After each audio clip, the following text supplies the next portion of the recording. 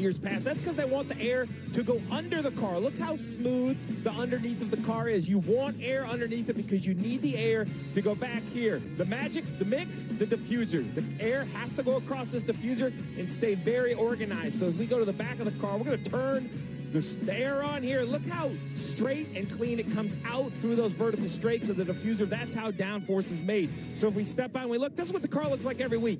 A little bit of air underneath, you see the air under top. But here in Atlanta, to help that Speedway package, we are going to go from a little 4-inch spoiler to a big 7-inch spoiler. Dale Jr., it takes that air over the top of the car and makes a much bigger wake that has to help you draft, but you lose a little bit of downforce if following too closely. That's right. So watch some of these guys maybe peek the right side or the left side of the car out when they're following another car to get a little bit of that downforce back, a little bit of that grip back. When they go through the corners, it's hot and slick today, they won't be able to follow right on their bumper comfortably. So to try to peek out a little bit, get a little downforce, that'll help them. The best driving car will be able to. That's what you want. You want to be able to get right to that rear bumper of that car in front of you. Give him a little push down the straightaway and then stay close enough to him in the corner. To do that, your car's got to handle well, and that's the question. Whose car is going to drive well? Who can be aggressive, put their car where they want it to be whenever they want to be there, and who's going to have to be off of that gas pedal trying to keep from wrecking their race car? Kim, Eric Jones is starting 25th today in this race. Yeah, and he spent some extra time on pit road. That's because the setting for that rear view mirror camera was off. It was mirroring what was being seen. So cars on the left were being seen on the right. Absolutely something you do not want when you're super speedway style racing. So they got that mirrored camera fixed, and he should be good to go for the race. And some drivers, this is their biggest fear with using the digital mirror. Some of the guys still haven't got the confidence to even go to it yet, Jeff. They've got the old style mirror in the car, and this is exactly why. For the fear of getting in the car and that digital mirror not working at all.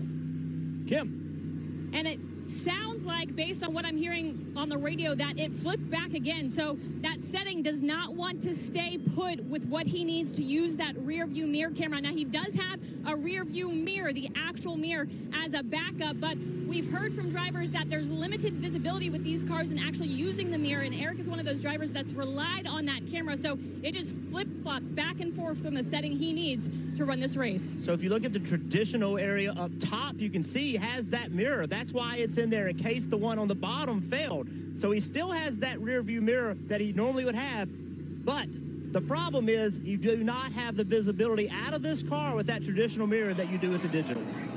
Getting ready to come to green, it is Chase Elliott, Ross Chastain making up row one. We're racing in Georgia.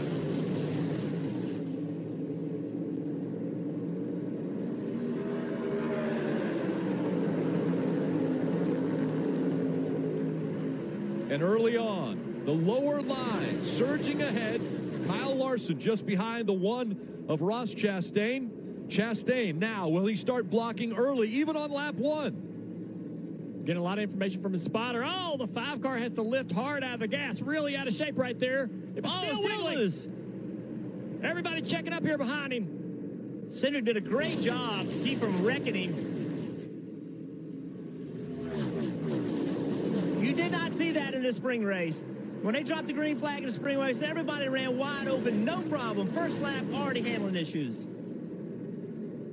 There will be a competition caution at lap 25 since they didn't have any practice, but what a wiggle out of Kyle Larson in the 5. That was huge all the way through the corner, and you can still see he does not have the confidence to go to the throttle, and Cindric is stuck behind him in that 2 car, Marty. And Kyle Larson just came on the radio when he got to the backstretch, and no doubt after he caught his breath as well and said, I am absolutely sideways, Steve. I was shocked when I walked through the garage area this morning, and all the crew chiefs saying, not worried about handling. I think they are now.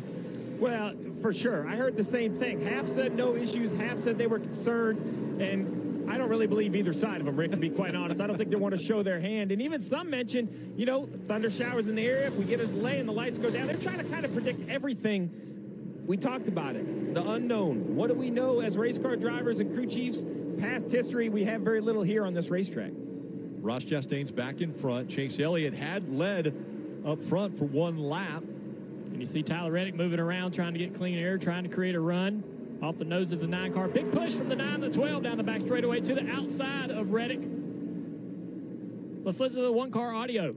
It's It's going to be terrible in dirty air. So he does not want to get past, talking about how terrible he's going to be in dirty air. He's going to be very careful to block every move.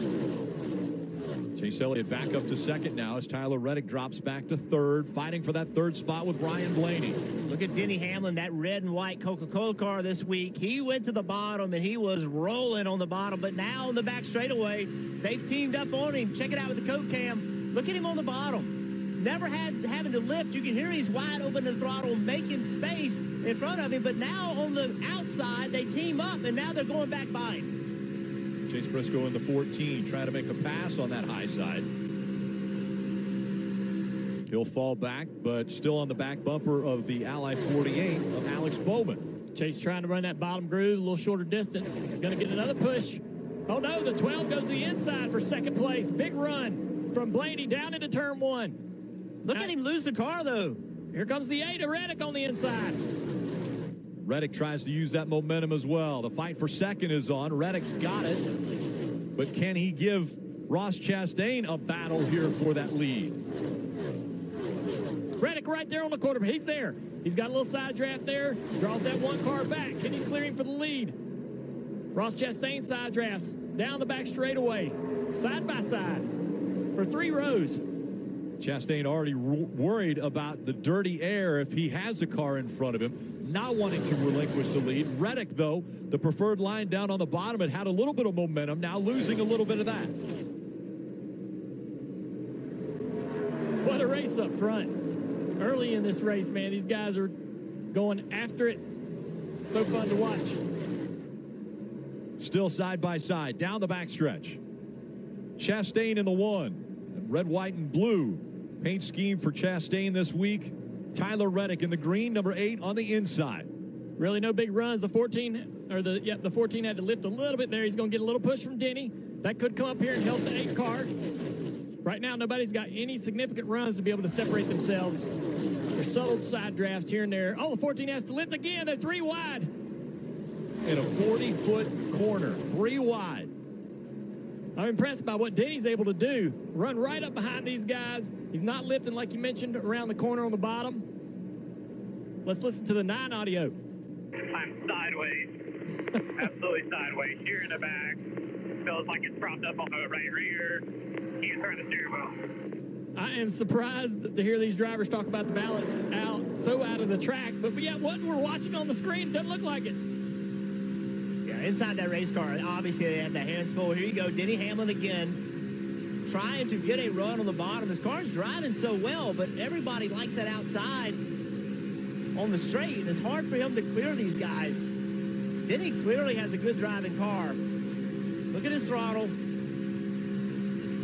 Able to stay in the gas, but here they come on the outside again. There's just so much momentum, a draft.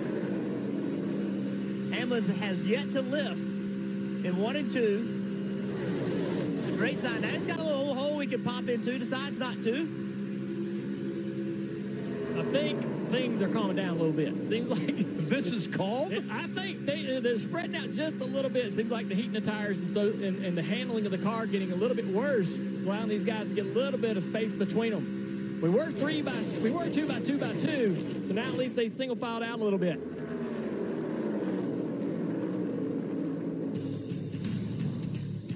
Briscoe putting it 3 wide right in the middle between Hamlin and Chase Elliott. But out front, it's Ross Chastain.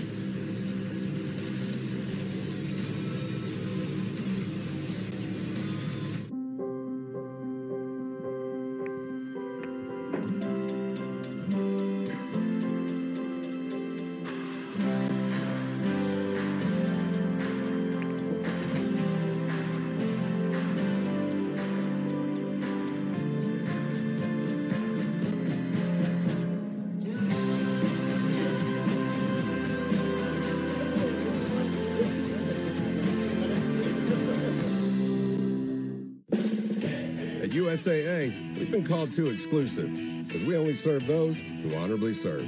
All ranks, all branches, and their eligible family members. Yep, that is exclusive, and we're fine with that.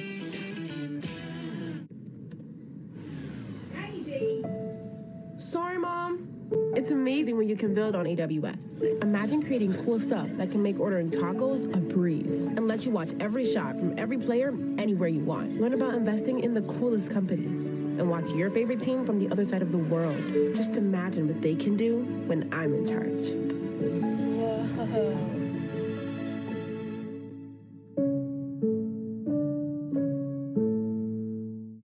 Hitting the road, not all 5G networks are created equal. T-Mobile covers more highway miles with 5G than Verizon. T-Mobile has more 5G bars in more places than anyone. Another reason T-Mobile is the leader in 5G. COVID-19 moves fast, and now you can too, by asking your healthcare provider if an oral treatment is right for you. Oral treatments can be taken at home and must be taken within 5 days from when symptoms first appear. If you have symptoms of COVID-19, even if they're mild, don't wait. Get tested quickly. If you test positive and are at high risk for severe disease, act fast. Ask if an oral treatment is right for you. COVID-19 moves fast, and now you can too. Your age, your name, your trophies. None of that matters this season. Just what beats under your hood.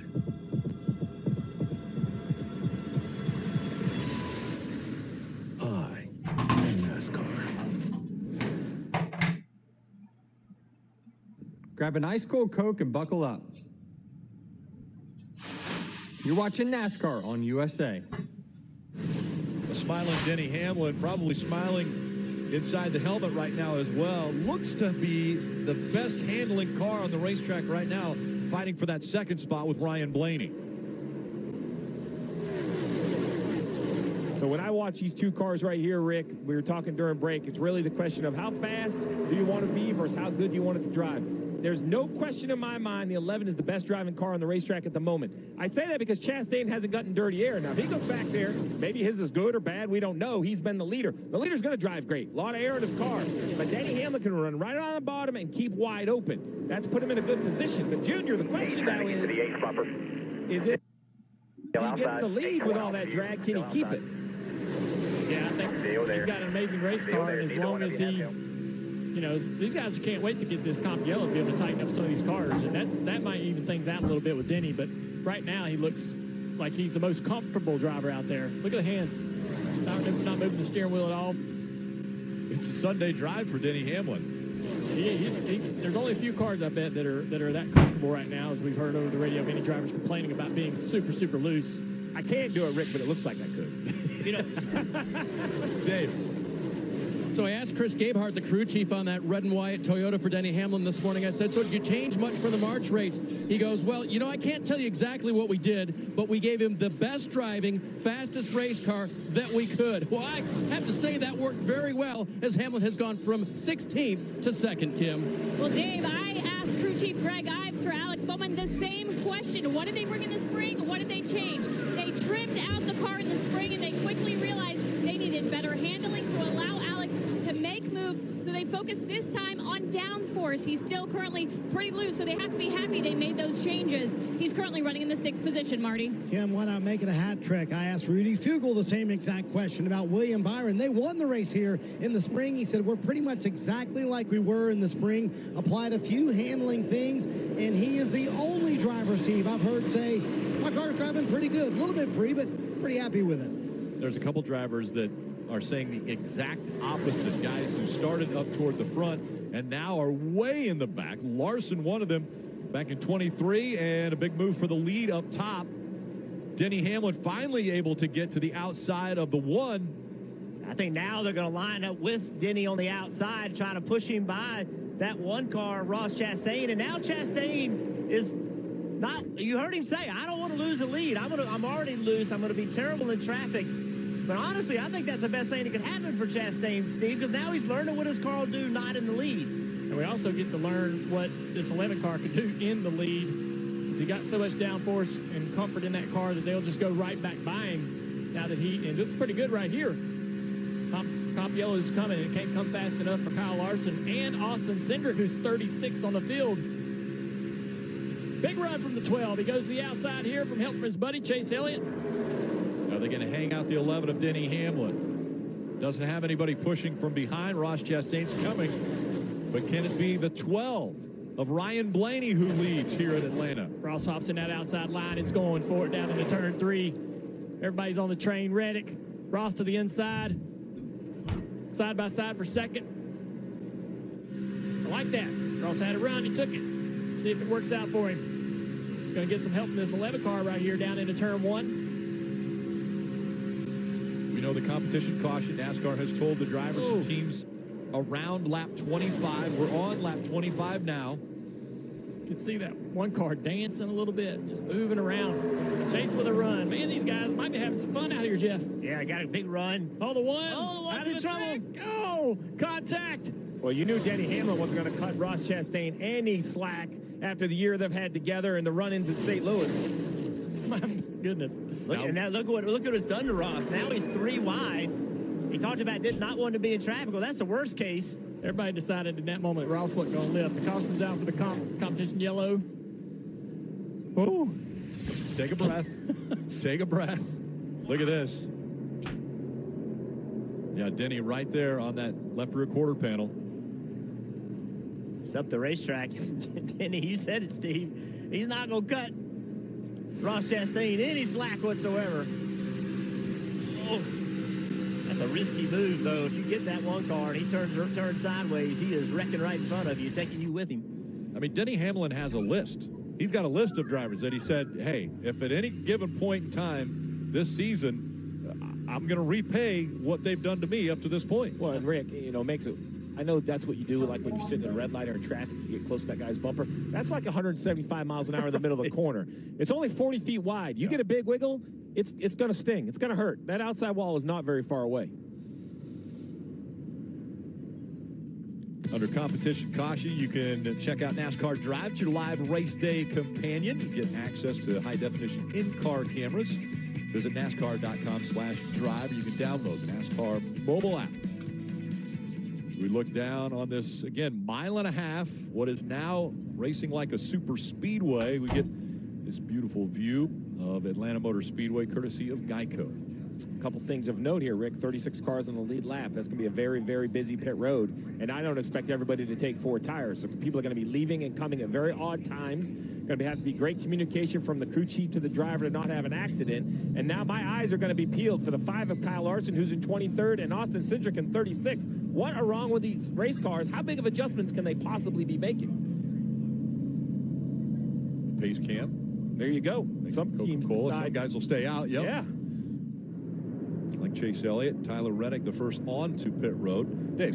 And Tyler Reddick called his Chevrolet close, but a little bit edgy in the back of the race car. So you can see he'll come to pit road here, get at least 2 Goodyear tires, and fill it full of Sunoco fuel, Marty. Very interesting conversation between Alan Gustafson and Chase Elliott. He said he felt actually his car got better as the temps came up on their tires. See 2 tires on the right side there for Ross Chastain, and a quick stop for those guys. Of those who pitted, by the way, Tyler Reddick comes off pit road first. And yes, Kyle Larson desperately wanted a pit stop. See a car backing up there to tighten the lug nut as well, a wheel nut. And so the 5 here going to check underneath the car.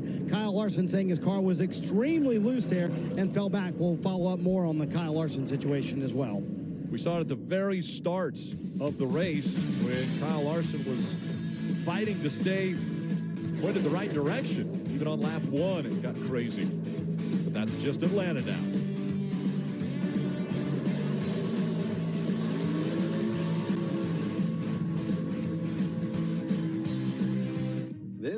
This is supersonic Wi-Fi from Xfinity. It's fast. So gaming with your niece has never felt more intense. Hey, what does this button do? No, don't!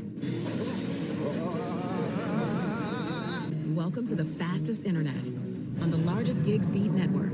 Are you crying, Uncle Ed? No! A little. Only from Xfinity. Unbeatable internet made to do anything, so you can do anything. For tires, I only trust Goodyear. So I wear Skechers with Goodyear rubber for incredible traction, durability, and stability. If Goodyear rubber can handle what this piece throws at it, just imagine how well it'll perform on your feet. Try Skechers with Goodyear. Pain used to keep me from what I love most. Not anymore. Blue Emu gave me my horsepower back. It's the powerful relief my joints need. Blue Emu. It works fast and you won't stink. I gotta find somebody to babysit. I think I can handle it. Oh. If he I can need put to on a show him. tire, he can put on a diaper. Ace! Losing the kid was not part of the plan.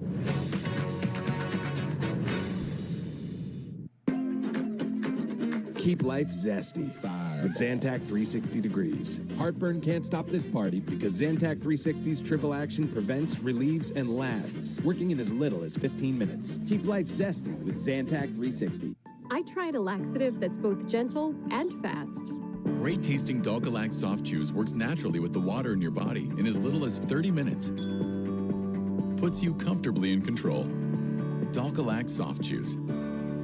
How did Olay top expensive creams like this? With hydration that beats the $100 cream in every jar of Regenerist. Retinol 24, collagen peptide, new vitamin C, and the iconic red jar.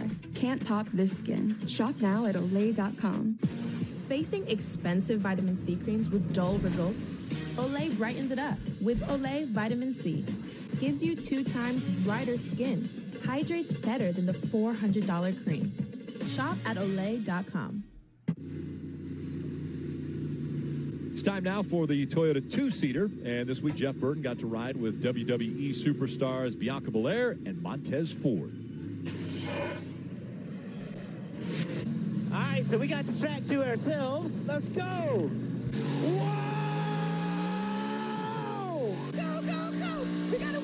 Did I get suspended? I didn't I? When you say NASCAR, you can't say NASCAR without Jeff B. Don't miss WWE Raw every Monday night on USA. And what an enjoyable ride. And it was funny because Montez in the pre-race show said that was the greatest adrenaline rush he's ever had. And you think about that, that's pretty impressive for a guy in WWE. Oh, they were fired up. They wanted to go faster. We were going fast. It wasn't a slow ride, but enough that we wanted more. They were so much fun, so much energy. I'm not going to get in the ring. Get in my car, but I think it'd be great. No, that's not what I heard. I heard some sort of tag team. Both you drivers involved. That's the rumor. Yeah, it sounds like they've asked Jeff to do that, and the plans are in the works. And Junior, your name was mentioned too, buddy. I'm all right with getting body slammed. I'm good. By Burton? No. Okay. Penalty for 19 of Truex. See, too fast. He had to go to the back. 23 had a little trouble getting into his stall. So some movers and shakers, and the top 9 or 10 wreck didn't even come to pit road. We'll see how that pays off. Yeah, a lot of penalties, a lot of issues on pit road as we go back to green. Elliott on the outside and Ryan Blaney on the inside. Elliott getting a little bit of a shove here early, and he'll clear that inside line. One thing to remember, guys, you can choose today. Normally on super speedways, there is no choose rule, but you can choose which lane you want to be in on these restarts. A big run down the back on the outside. That was a huge push by the 48s, who was getting pushed by the 11. But even with that big shove, Ryan Blaney still side by side with Chase Elliott.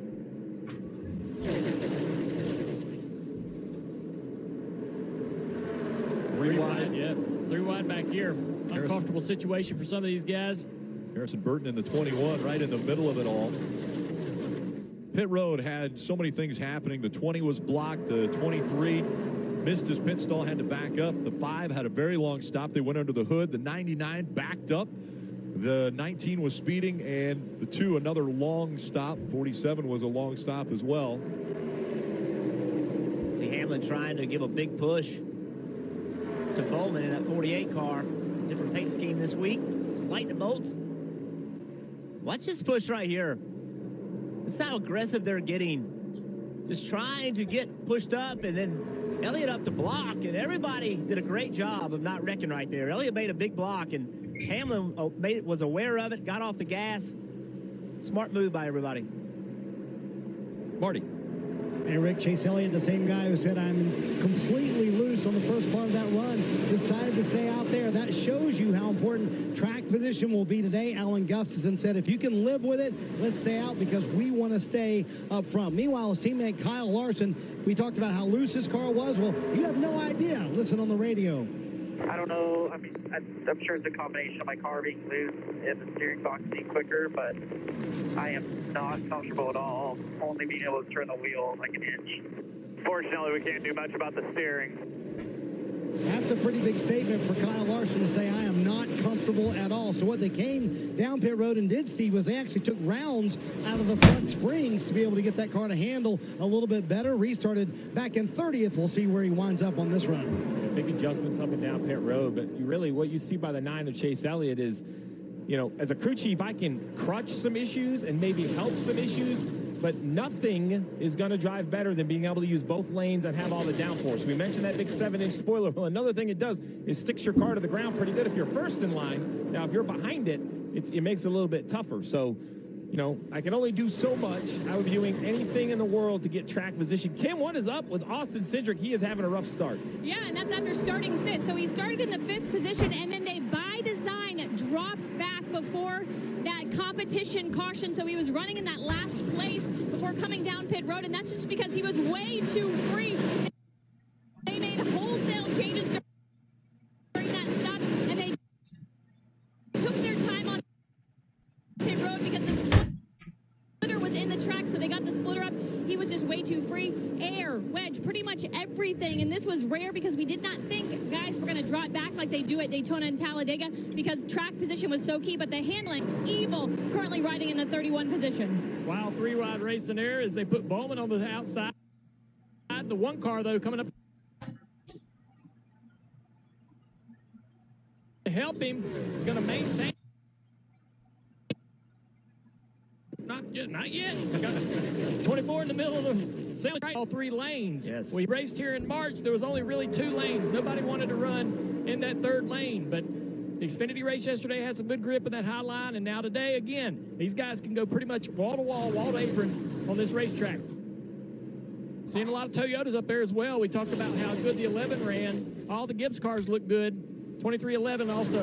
Let's listen to Dave. Let's listen to Dave on the 18.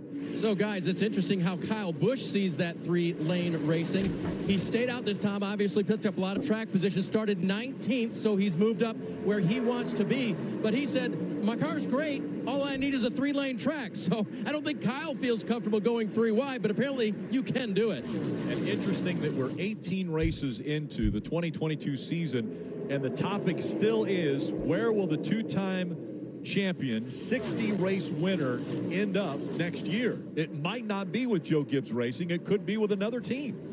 Yeah, Mark Truex Jr. announced he was returning. There was a question mark with 2 cars. That, I think, puts a little bit more pressure on the decision for the 18. You have Ty Gibbs in the wings, and you can argue whether he's ready or not, but the simple fact is he looks really good on Saturdays, and in my opinion, Rick, at some point you just have to make the leap and go to Cup. It's going to take 60 or 70 races to get used to this series. Kind of that's what you see out of some of these young rookies. So while Kyle Busch would be my first choice, you mentioned his numbers. As you see a big move to the bottom, and he sneaks up a little bit in front of the 12. Kyle Busch is the guy you want, but the business has to defend it. Can they afford to keep him? Up to second now for Kyle Busch. Already a win this year. 18 straight years he has won a race, and that's only matched by the king, Richard Petty, the only other driver to do it in the Cup Series. Ross up top, putting them 3 wide. Easy spots when you can get on that right rear quarter panel. 18 car with a little wiggle right there. Going to back everybody up to him. He's going to get a big push down this back straightaway. There's no right now, Junior, that you want to run the bottom because it's the shortest way around the racetrack. But when they get lined up on the top, if you don't get clear, then they go around you on the outside. You see right there, 18 up the racetrack. Blaney still looks like he's going to get to the right side of him, though. As we watch this great racing, Junior, I was just going to point out some names. Harrison Burton in 11th chose to stay out. He's keeping that track position. We got Gillen in 38, running 10th. So, if you can work your way to the front, it seems like you're able to keep it. It seems like these guys are learning that, the passes are getting easier to make on the outside. So that watch this outside line, people moving higher, getting more and more defensive to block it. Side by side, back for fourth, but it's Chase Elliott out front.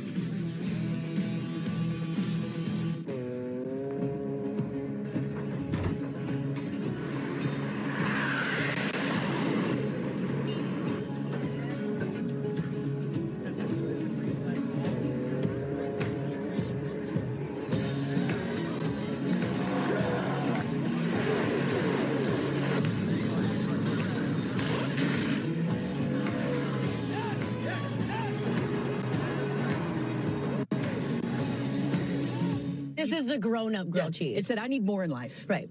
I need 2 hamburger patties. And I want ketchup, mustard, and onion. Yes. The cheese is the glue to this, Yeah, for right? sure. So it keeps it all together. Sonic grilled cheese double burger. And I love it all.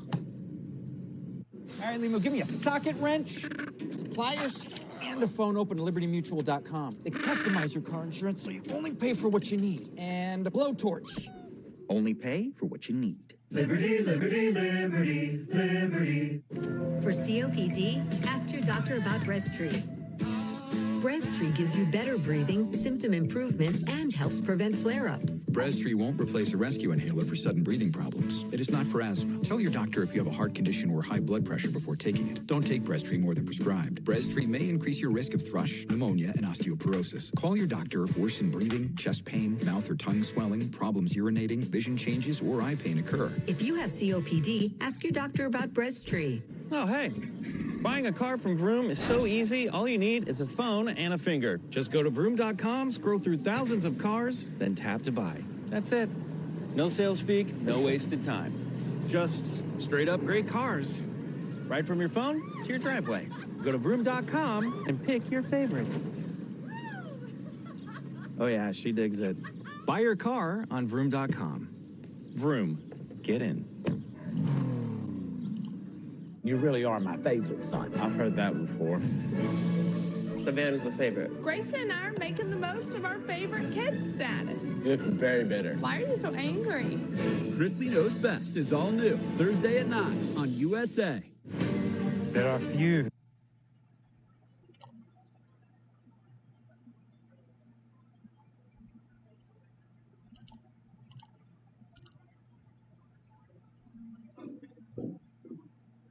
Peacock. Download the official app of NASCAR and follow the action with free live scoring, in-car cameras, as well as radio broadcast. You can upgrade to premium for full access to driver audio channels. Search NASCAR in your app store to download and start a free trial. We're at Atlanta Motor Speedway. It's the Quaker State 400, and now just under 12 laps to go in stage one. And business getting ready to pick up here.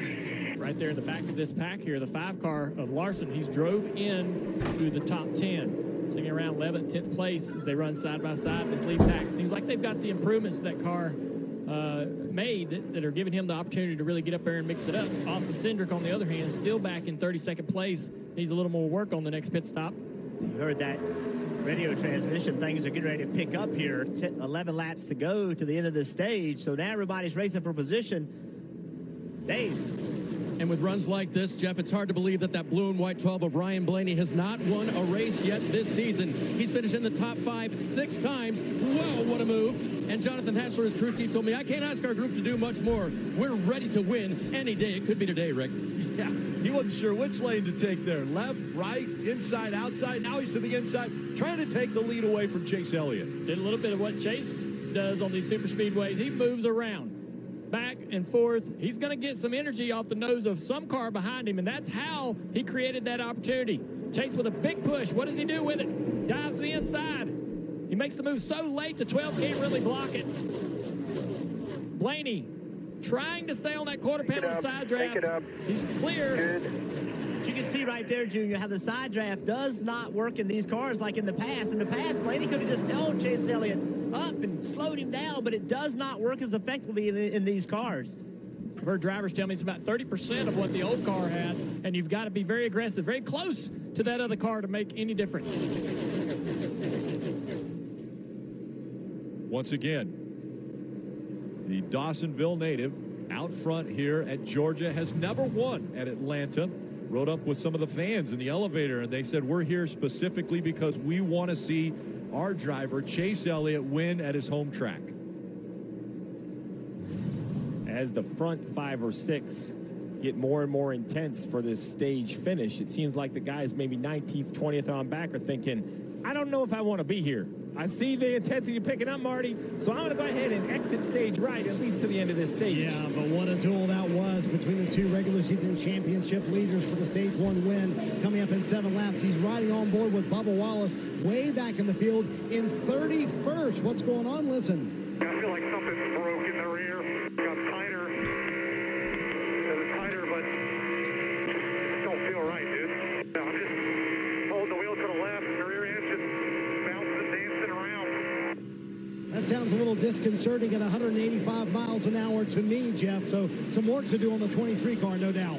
A lot of work to do to that car. You've got to be comfortable if you're going to be able to get in this pack and mix it up. Because you can see these guys, they're starting to push each other, trying to generate some more speed with the bumpers, and that makes your car drive bad as too. Look right here. Blaney's looking for a way around Chase Elliott. Chase is using every tool he has to block, trying to understand where the run's coming from, spending way more time out of the rearview mirror than he is out of the front windshield. He's just moving wherever the 12 goes, because the 12 is literally pushing that 9 forward.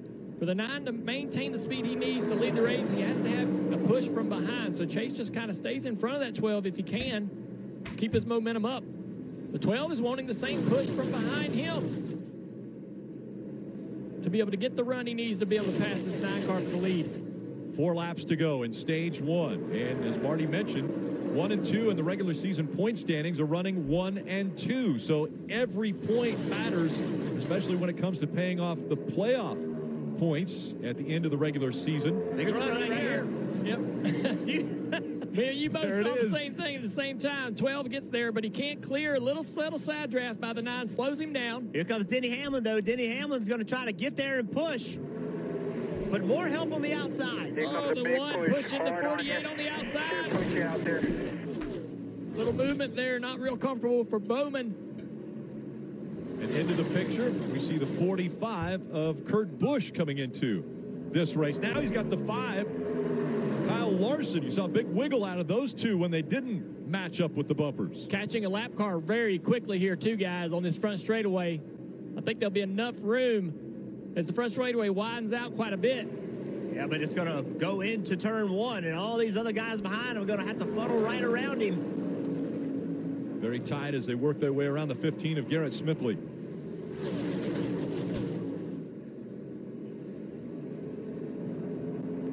Still side by side for the lead. Under 2 laps to go. Pit road is closed.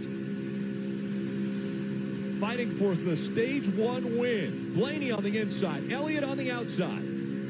One more time around. Big push coming here for Elliott. Push a hard one right into corner. Right into the back of the 9 car.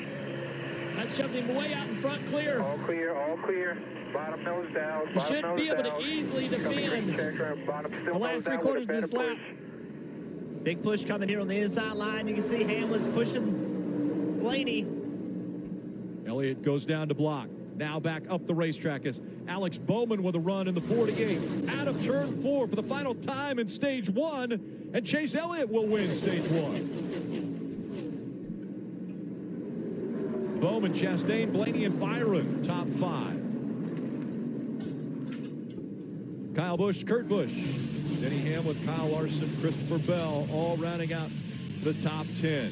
4th stage win of 2022 for Chase Elliott, the first time he's won a stage here at Atlanta.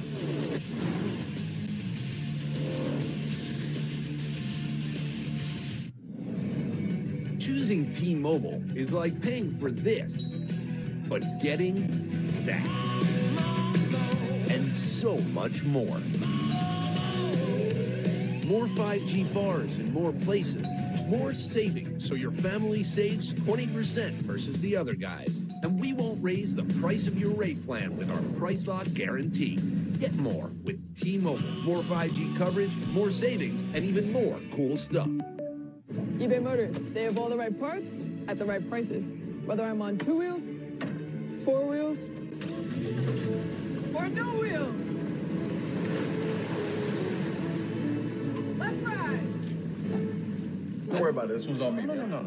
I got the next round. Oh, so you rich now? No, he's not rich. He's happy hour rich. That 3 to 6 p.m. rich? $36 rich. You guys got jokes. He's 36 balling. Hey, Mr. 36, your driver parked outside? This guy thinks he's funny. We'll split the check, right? No.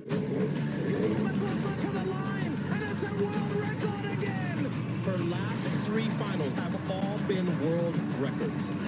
The World Track and Field Championships, coverage presented in part by Xfinity. Look at you. You're at the top of your game. At work or at play, you're unstoppable. Nothing can throw you off track. Oh, hey. She's cute. Nice going, man. Things are going great for you. You've earned a night out. Good drinks, good friends. Yeah, we can go ahead and call this a good night.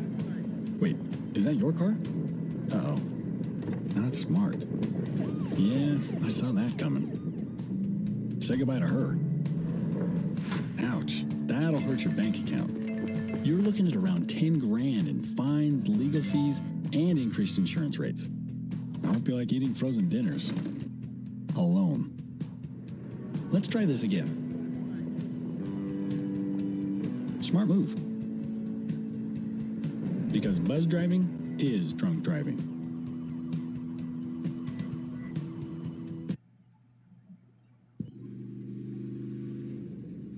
You can go inside the headset with access to NASCAR Scanner for only $2.99 per month. Listen in on the pit strategy, spotter communication. Log into the apps you use on mobile devices. Visit NASCAR.com/scanner.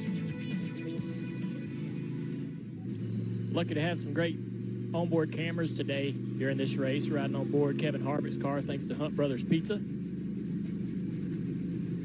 16 car Noah Gregson. Noah is currently running 26, the Goldfish Casino slots camera. We had the chance to ride along with Bubba Wallace in the 23 thanks to Toyota as well today. A lot of cameras there. The helmet cam for this driver gives some great shots.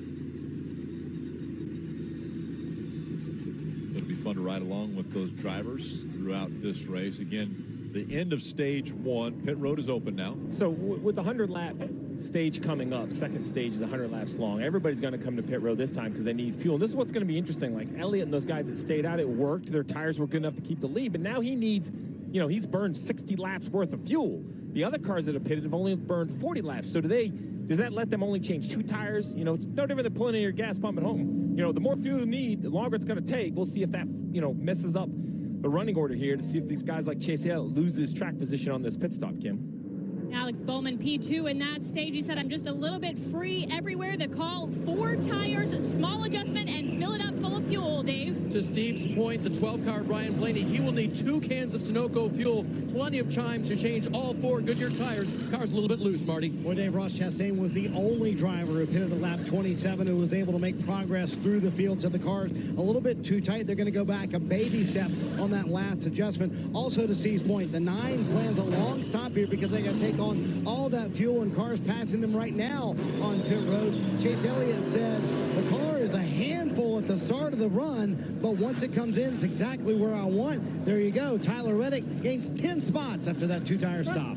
Rick and Phil's rush hour on the racetrack. What just happened right there? Bowman was in the grass right there, coming off of pit road. Take a look at this. No room on pit road, so we'll go through the grass. That's how chaotic it is in Atlanta now, even on pit road. Well, they're letting fans design cars again. Aliens. I know they're out there. So with Toyota's help, I designed a car to welcome them with open arms. Cool car. I was abducted once.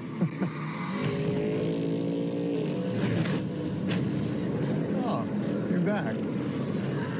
Will they make contact? I don't know, but I want to believe. What will you design? Enter for a chance to win at Sponsorfire.com. Thank you. If you have COPD, ask your doctor about Breasttree. Breasttree gives me better breathing and helps prevent flare-ups. Before Breasttree, I was stuck in the past. I still had bad days. Flare-ups, which kept me from doing what I love. My doctor said, for my COPD, it was time for Breasttree.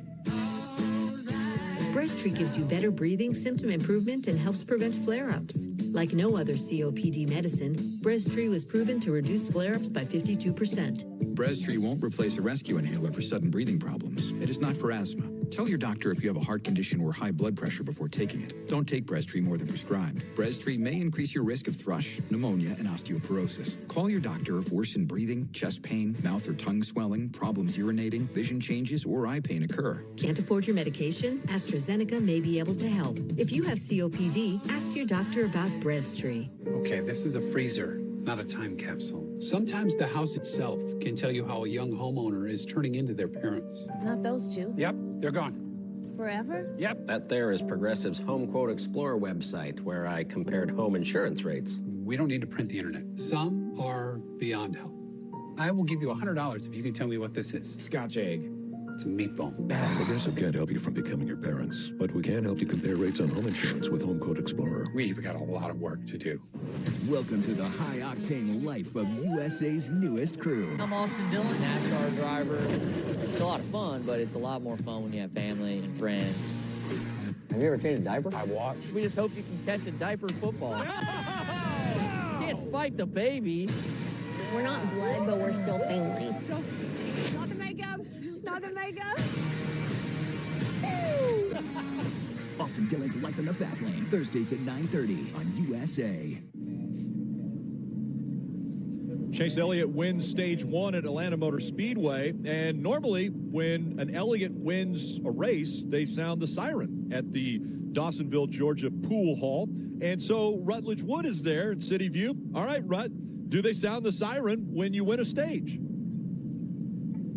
Rick, that's a great question. They don't sound it for a stage, but I can tell you, the fans are packing this place out. They're getting real excited. I mean, if this keeps up, y'all, we're going to hear that siren go off a little bit later. But for now, y'all, I'm hungry. I've worked up quite a hunger watching all this racing. This is going to be a fun day.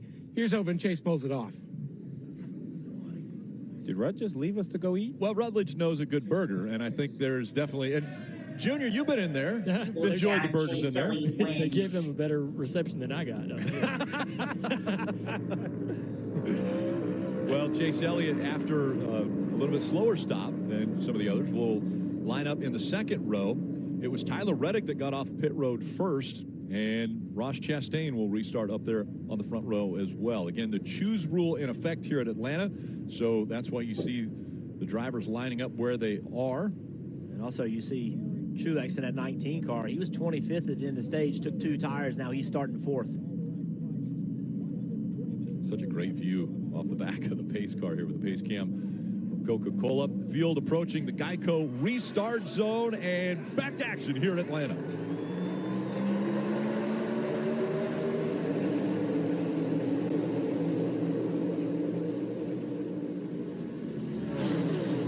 I think the question has to be asked, if Martin Truex Jr. wins here at Atlanta, does that count as a super speedway win? That's for me.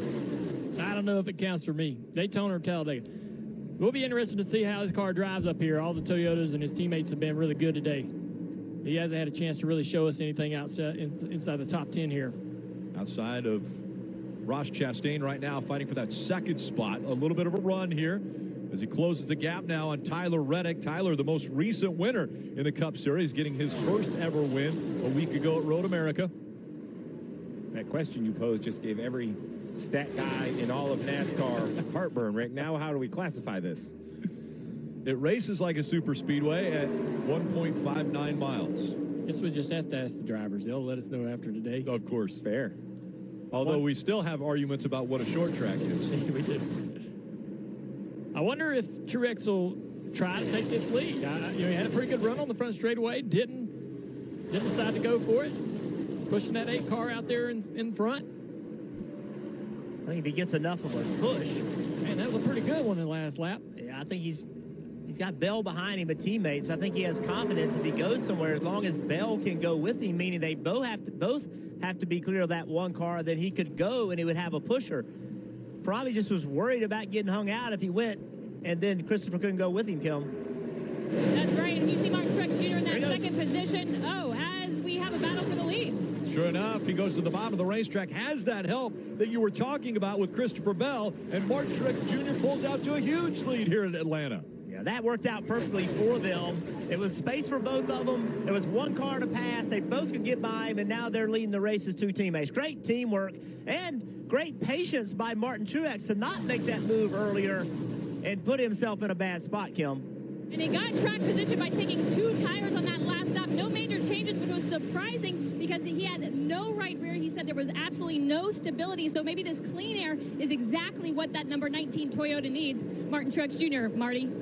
And he got that push from his teammate Christopher Bell, who now is trying to keep that second position. Remember in the spring race here, Bell came across the start-finish line at the checkered flag second, but was penalized for going below the double yellow line at the bottom of the racetrack, so they took that away from him. So got a little revenge today, Dave, trying to get another top 5 here in Atlanta. They felt like they had it here in the spring. Tyler Reddick in that bright green car was leading, and remember, he won last week after being an Xfinity Series champion. I asked his crew chief, Randall Burnett, what did that do for this driver's confidence level? Because he's already been a champion. He goes, it was big because it answered the question, not if or when, but yes, Tyler Reddick does win in the NASCAR Cup Series. Oh, Goes a long way. Wall. 43 car. Eric Jones brushed the fence through the middle of 3 and 4. Composite bodies on these Cup cars now, so a little more durable. He'd been riding pretty high, trying to make that outside work, going three wide around cars, maybe pushed just a little bit too much. Let's take a look. It just is loose right there. Looks like Jeff. Yeah, correct. Back in around on it, getting in the corner. The only thing you worry about, Steve, is damage with the car. Did he do any damage to the right rear suspension? He drove into turn 1 like he was convinced it wasn't hurt, but it'll take a few laps to determine if he's okay. Yeah, I agree. It's not so much a tire rub as long-term damage that could fail over time. And again, Joe Gibbs Racing cars 1 and 2 with Martin Truex Jr. and then the 20 of Christopher Bell. That inside line trying to get some momentum using a little side drafting. As Ryan Blaney now peeks to the inside of the 20. Blaney has had success here at Atlanta earlier in this race. Getting a little bit of help from Reddick. 19 getting a big lead there, and they're going to run him down quickly on the straightaway. That's going to allow the 12 to the inside.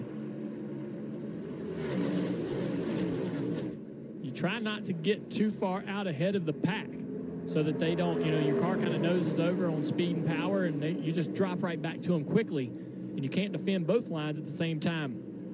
2 by 2 again, and it's side by side for the lead. Blaney on the inside, Martin Truex Jr. on the outside.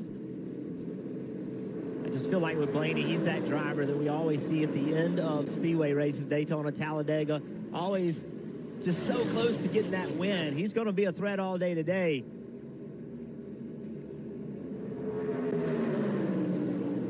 Watching Chastain step out of line, showing that car a little bit outside of the 9 car, running high, especially in turn 1 and 2. And also another car, that outside, at the 5th row on the outside, that white car, Michael McDowell. He shows up speedway races. He shows up at these super speedway races, road courses. Here he is again in a position to win a race. Would not be a surprise to see that guy win either.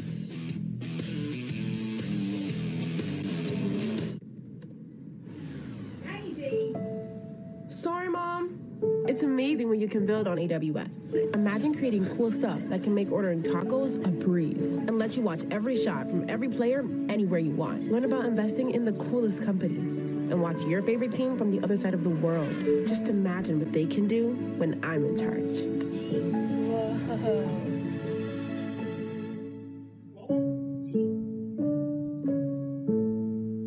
Ice cream. Boom. Sour Patch Kids bits. Boom. A slush. Take a bite, and then we'll all harmonize. Okay, ready?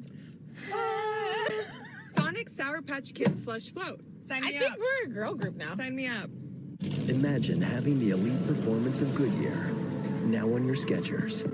Enhance your traction, durability, and stability with Skechers, featuring the top-tier performance of premium Goodyear rubber. Get all-season performance with Goodyear and Skechers.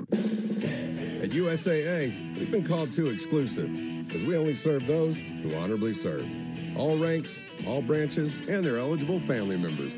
Yep, that is exclusive, and we're fine with that. Is Dad posting a farewell to his favorite college freshman? Nope. He's switching his choice cashback category to gas. The road to college can be emotional, but also rewarding. With the Bank of America customized cash rewards card, you just can't stop getting rewarded. Welcome to the future. Some assembly required. But if there's one thing this country has always embraced, it's a challenge.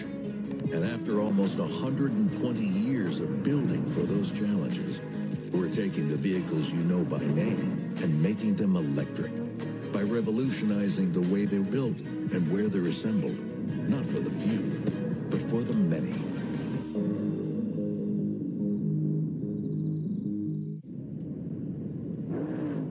Caution just came out. 3 cars on the backstretch got sideways, got into each other, had tire issues. We've got the 42 involved in this. BJ McLeod also is in it, as well as Chris Buescher. Yeah, BJ just lost the car all on his own, and then just everybody else is behind him, nowhere to go. See the car step out. What I'm trying to understand is that 78 has what's to me a broken right rear toe link, but I don't see it hit anything, Jeff. So I don't know if perhaps I think the 17, Steve, hits him right here. Oh, okay, yeah, that might break the left rear loose. Yeah, I could see that because I was trying to figure out how the car itself broke. Like, did it break and spin, or then spin and had a failure? But yeah, I saw that contact now on that 17. Yeah, and I didn't see the damage. See him get loose right there, and then there's just nowhere to go. I didn't see the damage on that 42, but he hit that inside wall pretty hard. I didn't think he had. We could only see the right side, but he's got a fair amount of damage on that left front fender. And as you pointed out, that contact from the 17 junior is going to end the 78. He tried to limp around, but was unable to do it. The 17 was able to come to pit road.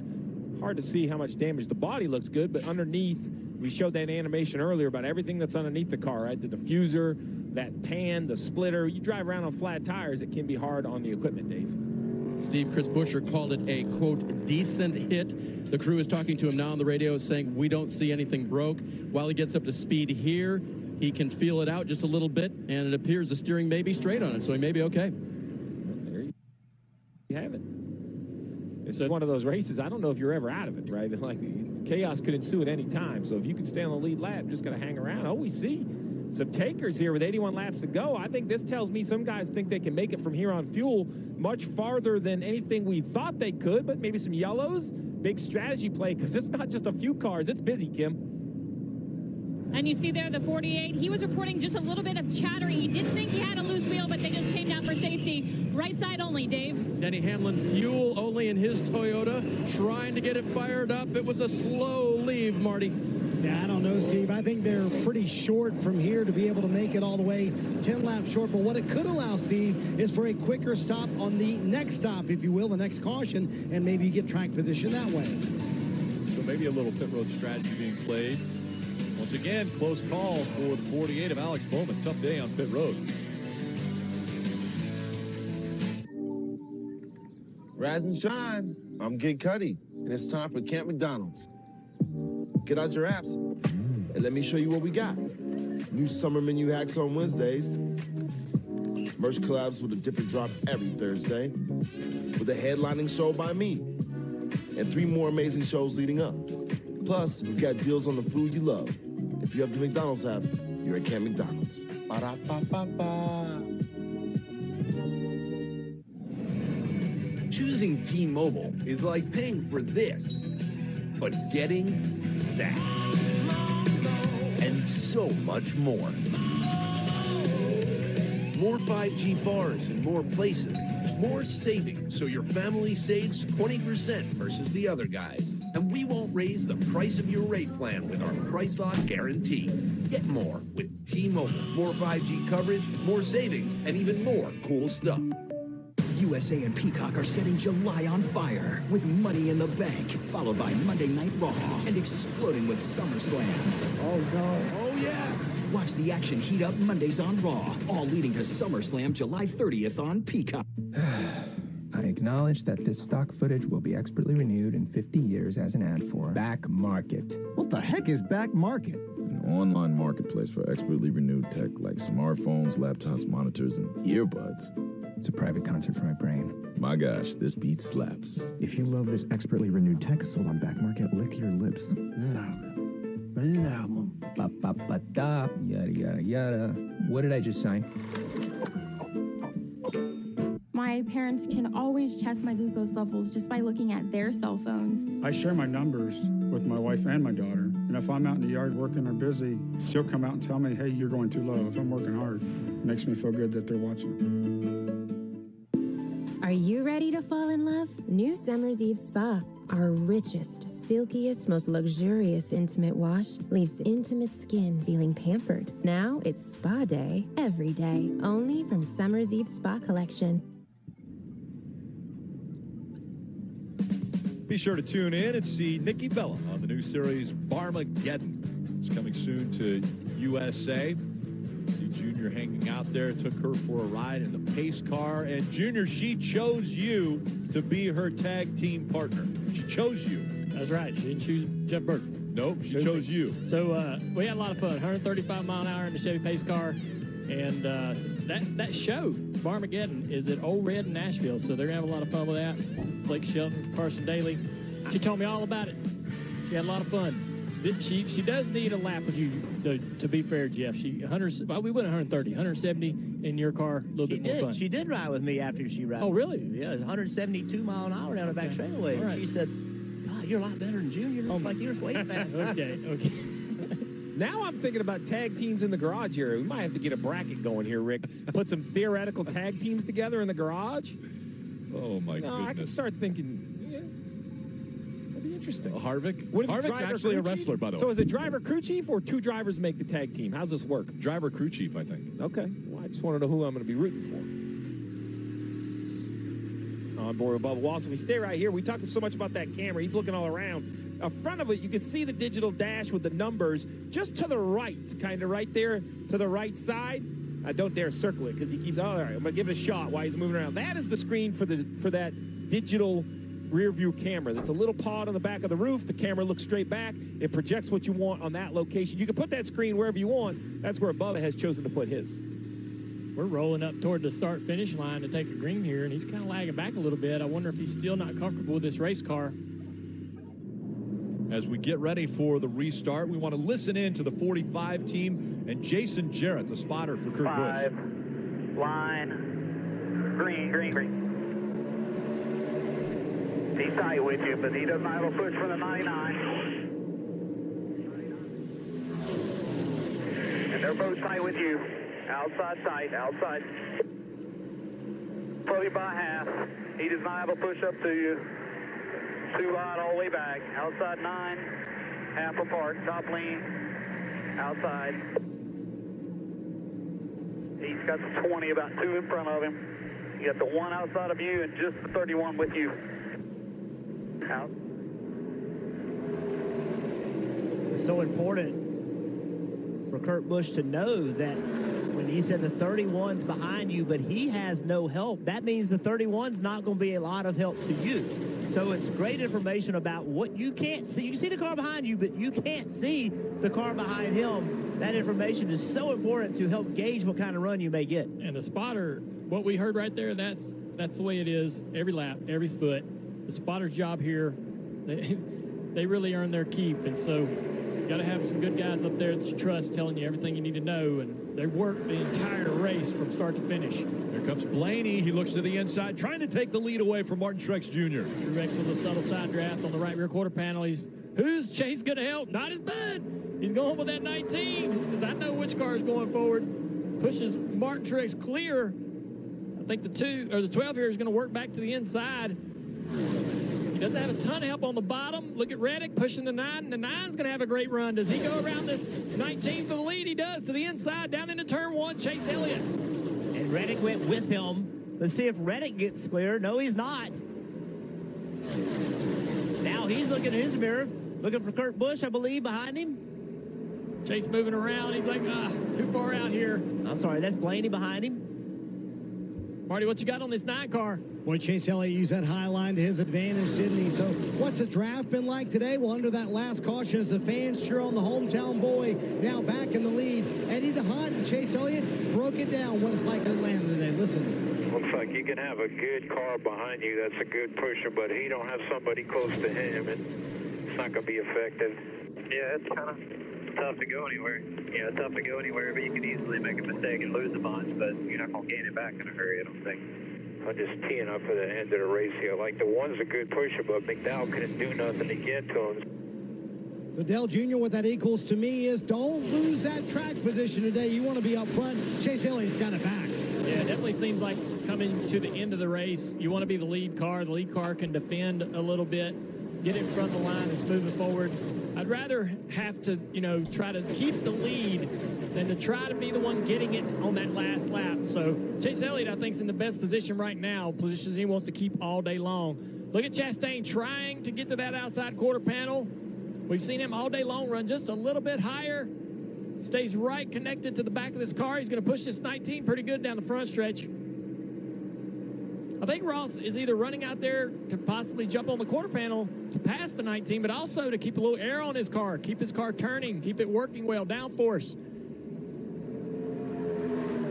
Offset just a little bit each corner. Not seeing everybody else really do this, Marty.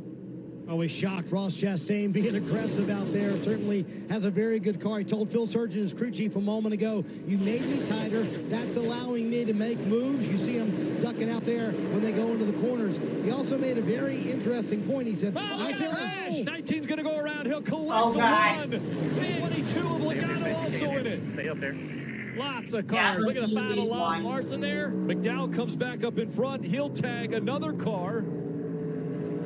Kyle Larson in it also. Big damage for the 3. It was interesting, guys. Like there was a wreck, and then it almost continued farther along than I expected with Larson and a couple other cars. Yeah, the one car was pushing the 19 right there off into turn 1, and the 19 was a little bit uncomfortable in the front stretch, just entering the corner. Phil.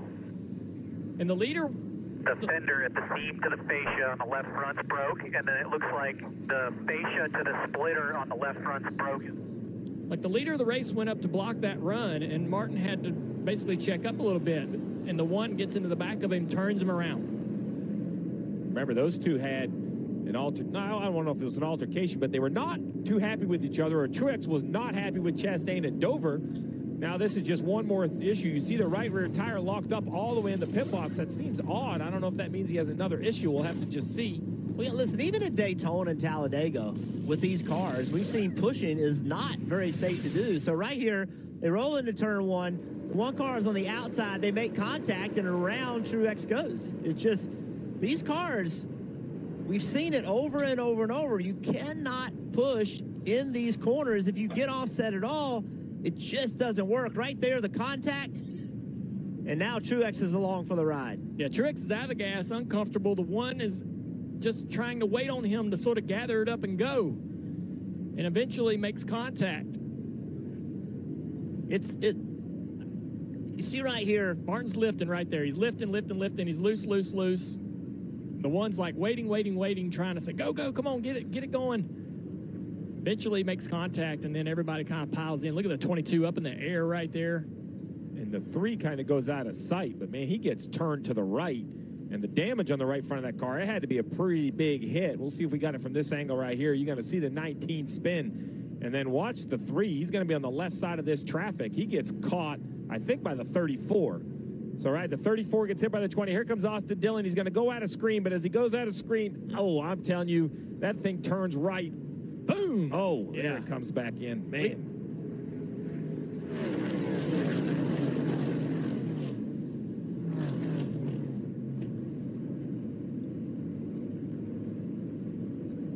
You have to wonder also, guys, we're talking about Ross Chastain offsetting to the right. Wow. To get more downforce, right? But how is that hurting Martin Truex Jr.'s car and how it drives? There's that big hit by Austin Dillon. That's just a massive hit.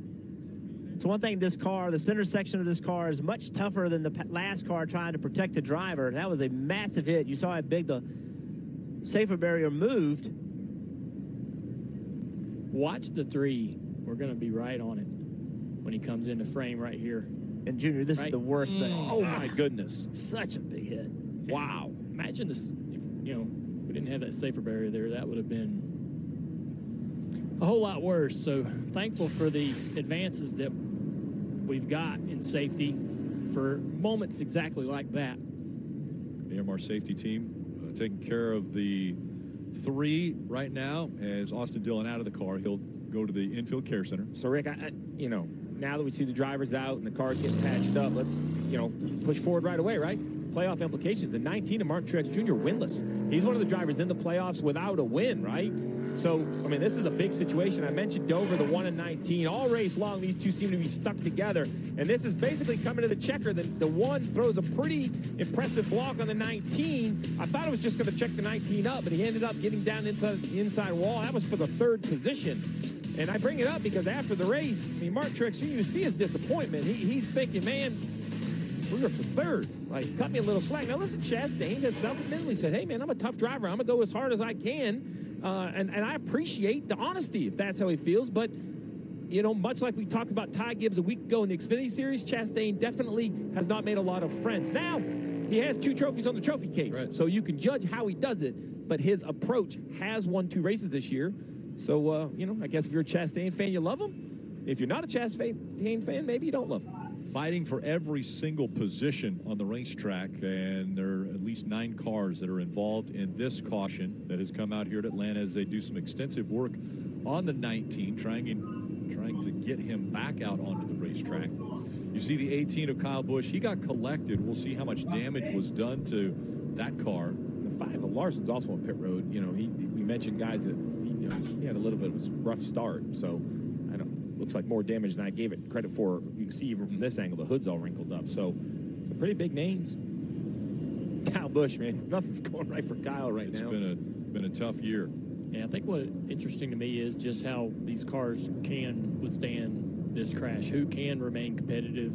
We don't really know. We haven't seen this car really be crash tested a bunch at places like this. And so if, can Chastain remain, competitive? It does have a shot to win in this race after going through something like that in 18 as well, and other cars. So we saw a lot of cars in the spring race, guys, with a ton of damage, and that they could still run and get good finishes. So, it's I don't think, some of these guys' days is over, but if you are in this race, you still got a shot. Marty. Ross Chastain coming down for his 2nd stop here. The biggest thing now is that the splitter is kind of separated from the body, so they're going to fix that. They're also going to throw the toe sticks on here to make sure that the car is tracking straight, but that's a pretty important piece down here because that would vibrate very bad. In fact, Ross did say there was already a vibration in the wheel and both with the hood as well, so they have to get more bare bond, more tape down on that to make sure that's down. This team has done an amazing job this year. Only 6 finishes outside the top 10 this year for Ross Chastain in this race team. And here in the spring, they were down 2 laps and still ran in the top 5 towards the end of it. But this one's going to be a tough one to recover from. Looks like the suspension is okay, but the body a little worse for the wear. Yeah, a lot of work being done on this car. And we go to our Peacock pit box. All right, KP, Brad, were you guys expecting this? I was just getting ready to ask Brad the same thing. Yeah. Did you expect it to take this long? Because watching the first segment and into this one, it's been fantastic, out of control down here. Exactly what I was thinking. I can't believe it took this long. We're watching this, and we've talked about it all day long. It's like a super speedway race. You get to Daytona, Talladega, it gets towards the end of the day, but it's so condensed here, and these race cars are not handling great. As you see, you saw Martin Truex there. It was like someone lifted his rear end up on that in the corner, and it was just floating. So I'm surprised. Kim, what do you have for us?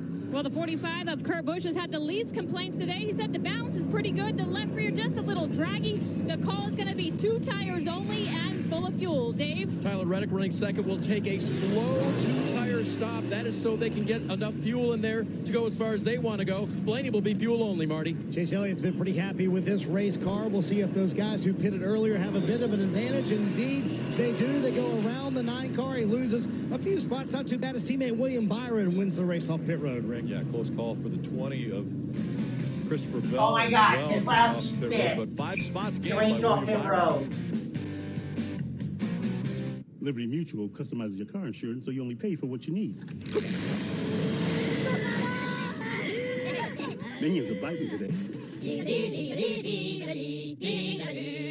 Minions, The Rise of Gru. Only in theaters. eBay Motors. They have all the right parts at the right prices. Whether I'm on 2 wheels, 4 wheels, or no wheels. Let's ride. Don't worry about it. This one's on me. No. I got the next ride. So you rich now? No, he's not rich. He's happy hour rich. That 3 to 6 p.m. rich? $36 rich. You guys got jokes. He's 36 balling. Hey, Mr. 36, your driver parked outside? This guy thinks he's funny. We'll split the check, right? No. Hitting the road, not all 5G networks are created equal. T-Mobile covers more highway miles with 5G than Verizon. T-Mobile has more 5G bars in more places than anyone. Another reason T-Mobile is the leader in 5G. Look around. One of you four is a snake. Your sense of people is way off. One of these guys are a snake. I know who it is. Snake in the Grass. Premieres August 1st on USA. This is it. The don't miss, can't miss weekend of the year. It's NASCAR time at Pocono Raceway. And you gotta be there. This is summertime. This is racing. This is the place to be. This is Pocono. NASCAR weekend, July 22nd to 24th at Pocono Raceway. You gotta be there for this. Doug Flutie and Frank Thomas, you guys look great. Once I turn 40, Less energy, less drive. definitely. Happened to you guys? Yeah. So what did you do? We got Nugenix Total T. Nugenix is the unique man-boosting formula powered by Testofen, a patented key ingredient clinically researched to help increase free testosterone and total testosterone levels. Text now and we'll include a bottle of Nugenix Thermo to help you get back in shape fast. Absolutely free. That's TODAY to 231231.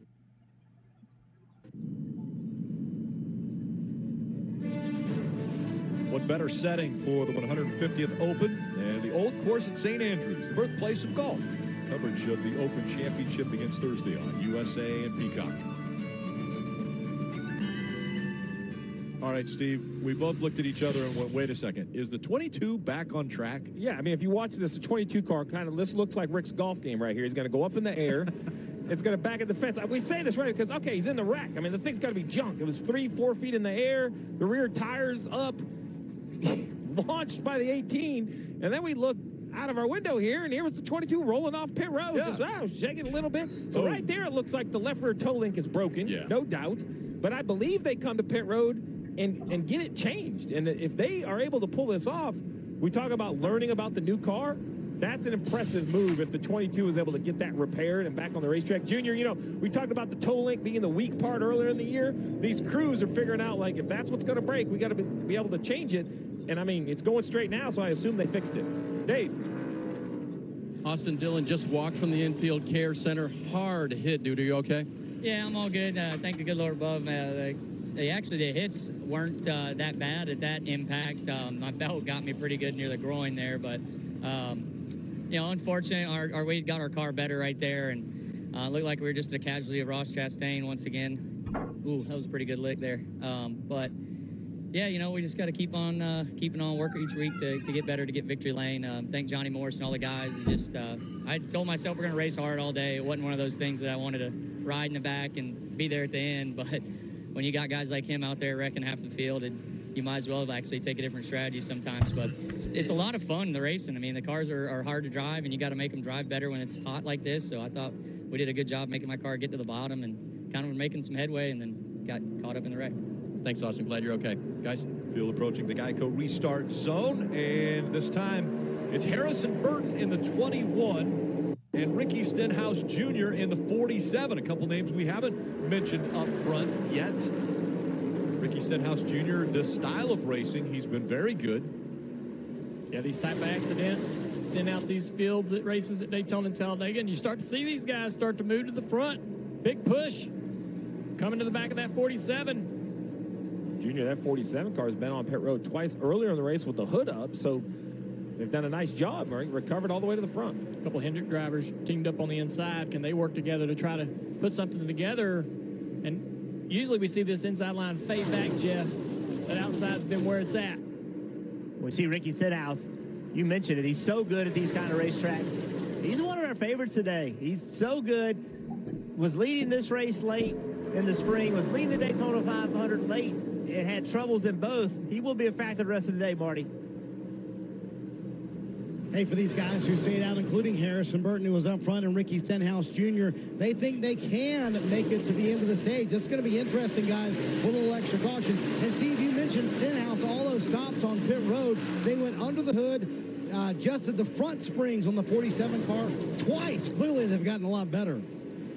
47 got a big run there around 1 and 2. A little separation. Burton decides to go with him, but now jumps to the outside. Side by side in the Wood Brothers Ford. Byron to the outside, jumps in that hole to push.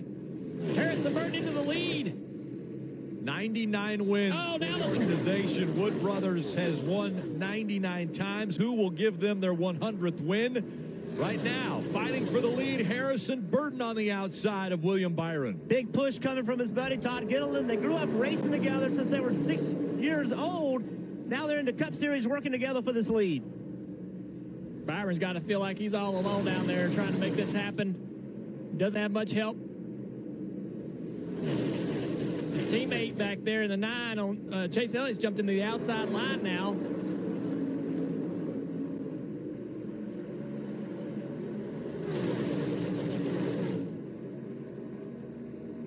Big push on the outside. A lot of organization there. You see Ryan Blaney back there in the 12. 24 right around the bottom, but he's out there too far in front of the 47 of Stenhouse on the inside line. They're going to drive right back by him down the front straightaway. Harrison Burton getting a shove now from Gilliland. Back in 2017, the ARCA E-Series champion. He's progressed up through Truck Series, into the Xfinity Series, and now into the Cup Series. Both drivers getting great experience up front here at Atlanta, Dave. Rick, the crew chief for that black 38 is Seth Barber. When I asked him this morning about coming to a track for the second time for young Todd Gilliland, he said, well, yeah, except it's so much hotter here. It's going to be completely different. We're just going to try to give him a good balanced race car. Now, remember, they pitted on lap 80. They'll try to get to the end of the stage. They're going to have to save Marty to make that happen. And, Dave, I did confirm with Brian Wilson, they do feel like in the 21 they can make it to the rest of the stage. You see how many laps to go there, 56 to go here in the stage for Harrison Burton. And how impressive is this for the young man out of Huntersville, North Carolina? Remember the Daytona 500 as William Byron tries to get the lead. He led so much of that race, ran up front. Harrison Burton in the lead here at Atlanta. Looks like they're going to push the 24 back clear into the lead. The 21 of Burton, Gilliland, they just don't look like they're handling that well in that top groove. Slid up the track a little bit in 3 and 4, lost some momentum. I don't know if Harrison's sliding up there or intentionally going there, but really needs to be a little bit lower, more like that. I think that would work better for them. Almost clear Stenhouse. Stenhouse back to the inside, a little side draft there, pulls him around, almost clear. Big push from the 38 in the back of Burton down the front straightaway. 12th. Momentum stays with the 47 of Ricky Stenhouse Jr. Those two side by side for second. Interesting how William Byron and Chase Elliott got separated. Byron is now leading the race. Chase Elliott all the way back in about the 4th row of 2x2. Rick, we mentioned a lot of guys that have been able to repair their cars. Kyle Busch, his car didn't look so. Oh, he had a yellow on the racetrack. The 17. Okay, well, I was going to say, guys that were able to repair their cars. The 17 was in an accident much earlier on the backstretch. Different than our last yellow. Now he has another flat. Blew her right front, it sounds like.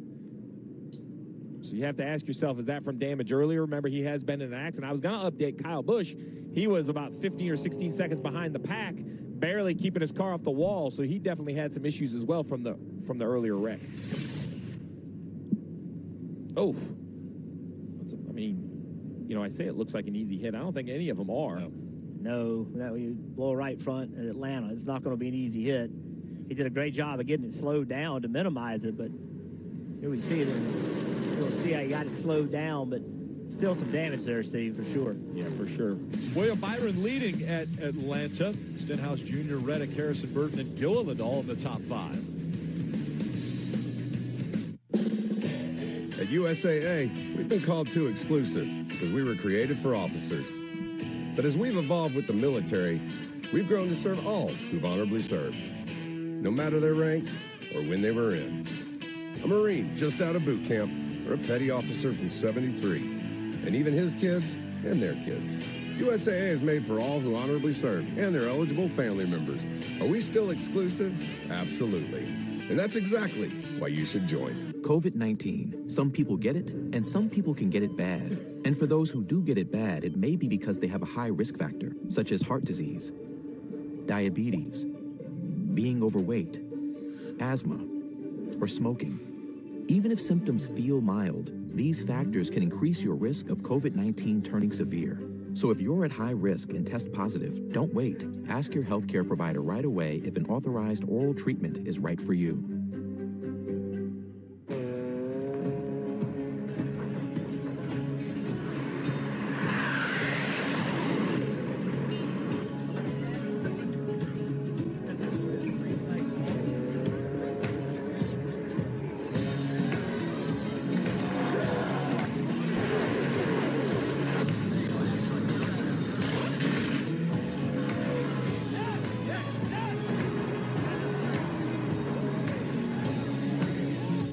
Why is Roger happy? It's the little things Carvana does.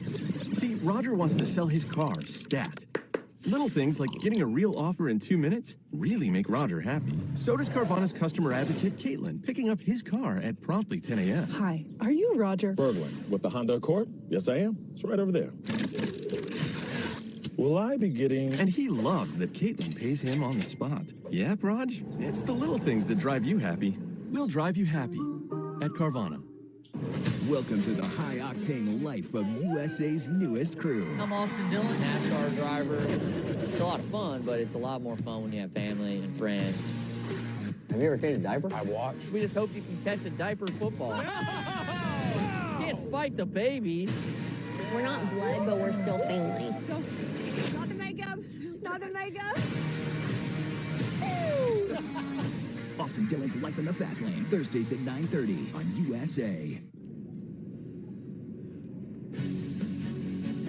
NASCAR on USA is brought to you by Ford. Built Ford proud. Download America's loved free-to-play slots app. Visit goldfish-racing.com. And by Propane, the environmentally friendly energy for everyone. We're looking at pictures of young Jeff Gordon, of course, the King, Richard Petty, and Alan Kulwicki, 1992. And it was the final race for the King. It was the first race for young Jeff Gordon, and it was a championship for Alan Kulwicki, the last real owner-driver championship. And this track has had so much history. We talked about it really almost from the very beginning of NASCAR. The legends racing here. It was the finale. So many championships for Dale Earnhardt Sr. And then the transformation in 1997. Yeah, the train, turning into this mile-and-a-half we recognize today. And then, listen, there were some down years, right? Went down to a race for almost a decade. But then they come up with this idea to add the banking Marcus, the Smith family, and they have reimagined this. The fans have come back. Atlanta has just been around for so long. It's great to see this place kind of return to a prominent location in the schedule. The race in the spring was crazy, and we're only, 110 laps here in today, and it's already been, the action is just unbelievable on the racetrack. Yeah, what a great job that the Smith family has done, Root and Marcus, the changes they've made and what they've done for the fans here at Atlanta. And this racing, as you mentioned, Steve, has really been remarkable up to this point, and we haven't even reached the halfway point yet. Dave? And Rick, there was a time at Atlanta Motor Speedway and everywhere on the Cup circuit when drivers could talk to each other, but those days are gone. These days, they talk to each other through their spotters. Listen to the communication to Tyler Reddick. Just so you're aware, 47 was good with everything. Just have to be careful on pushing into 3. That's his loosest point, just so you're aware. Yeah, 10-4. Will do. So Stenhouse to Reddick, please don't push too much going into turn 3. All done through the spotters, Marty. Boy, Dave, it seems like it's been a fight for the top. William Byron just took the top at the choose. Here was a conversation on the radio a moment ago between he and Rudy Fugle. The top just built a lot of energy down the straightaways. Almost be better in the corner, hold even, but I don't know if it's better to side draft or just run the lane, it seems. Yeah, for sure, but I think you, as strong as you are on the top with the right help, I don't think the bottom can survive. That's just, yeah, I agree. You're trying to play the late game in the on corner entry, because if they get to your left rear, they can snag it, and it worked out good there. There you go, Steve. So the crew chief and the driver working together to choose the top line here. We'll see if William Byron is right that will be the lane that has the momentum on this restart. You know, Rick, why this is important is we talk about this track being relatively new, and every one of these restarts is kind of a dress rehearsal, right? Because I'm confident, you mentioned we're not halfway, 149 to go. We are going to see many more restarts. So it's a little, where do you want to be? Where do you need to be? We see the 18 back on pit road. It's going to be a long afternoon. I think this car has some pretty big damage. And the NASCAR called him back for, I guess, unapproved equipment, so they had some sort of issue. But, these restarts are all dress rehearsal. What do you need later, right? What do you need from the spotter? What lane do you want to be in? Who pushes where? What's a good guy to have behind you? So, Stephen, also, we just heard Ricky Stenhouse Jr. and Reddick talking to each other through the spotters. Well, Stenhouse picked the bottom, and Reddick went with him. So they feel like they're going to continue to work together well here, and they like that pairing. William Byron on the outside, Ricky Stenhouse Jr. on the inside.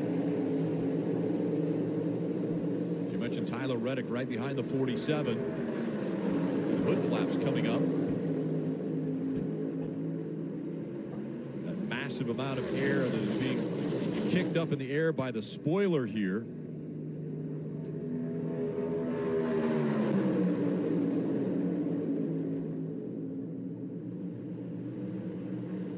Interesting, we mentioned Jeff Gordon in his first race and that paint scheme by William Byron in the 24, looking pretty familiar out front here in Atlanta.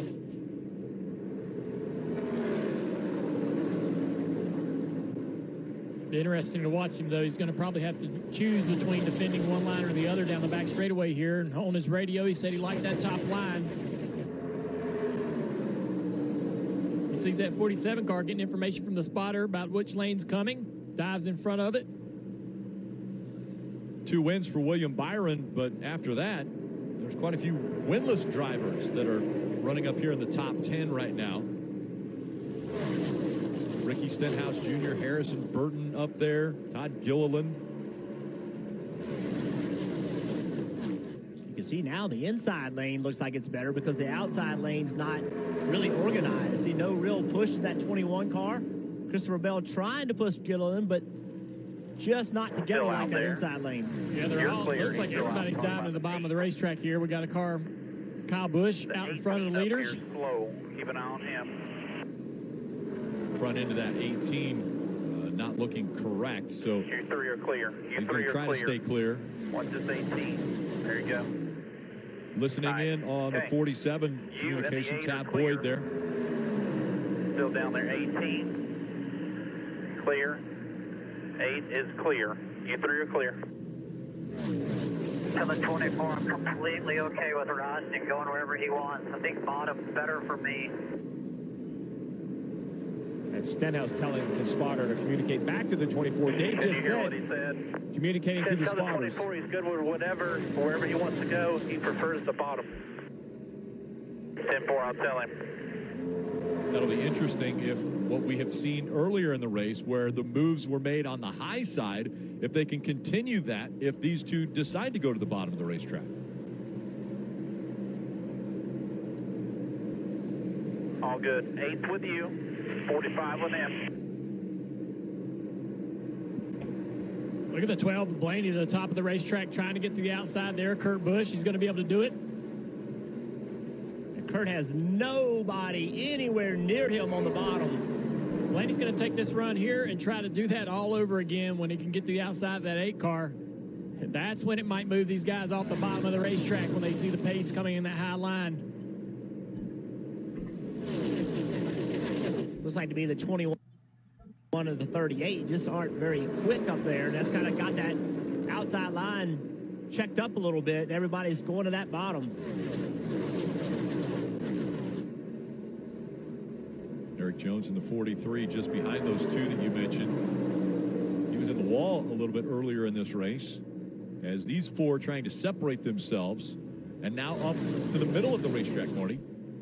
Rick, you know, an interesting dynamic of this super speedway type racing at Atlanta. You know, Daytona and Talladega, you work with a pack that's maybe 20 cars big, but Jeff, it's been a lot different here at Atlanta. Kind of the packs are in smaller bites. An example of that is what you've heard on the radio the last few moments. You know, Dave made the report on Reddick and Stenhouse working together. You heard the radio conversation a moment ago. So the packs and groups are a little bit smaller, and I think that's what makes it a little more manageable here at Atlanta because the moves are so much quicker, Jeff. Well, smaller, and you can see handling matters, Marty. You can see right now Stenhouse stuck in the middle. He's got his hands full. People are trying to take advantage of him.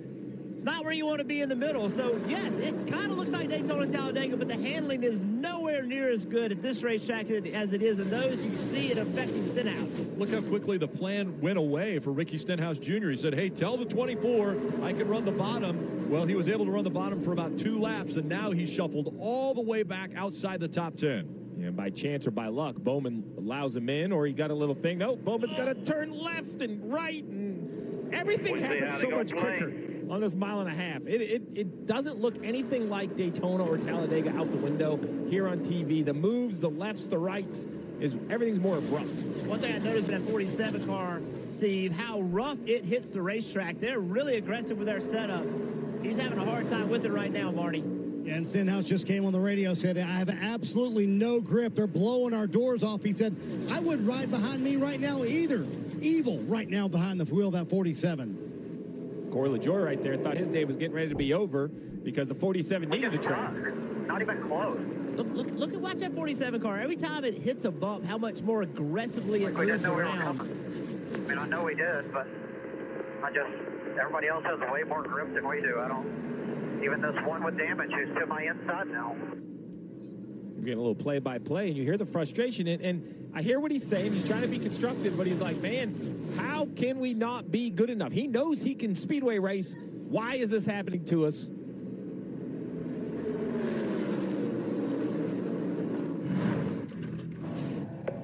Verizon Frontline is built for those we all rely on. Built to prioritize first responders. Built for extreme conditions. Built for America's most reliable 5G network. Because when seconds count and lives are on the line, the people we rely on need technology they can rely on. Verizon is the #1 network choice in public safety. Verizon Frontline, the advanced network and technology for first responders. We get out, fired up, hook big ones. We get out and rip it, and we track them down. So crack a Mountain Dew, get out and do. Janice.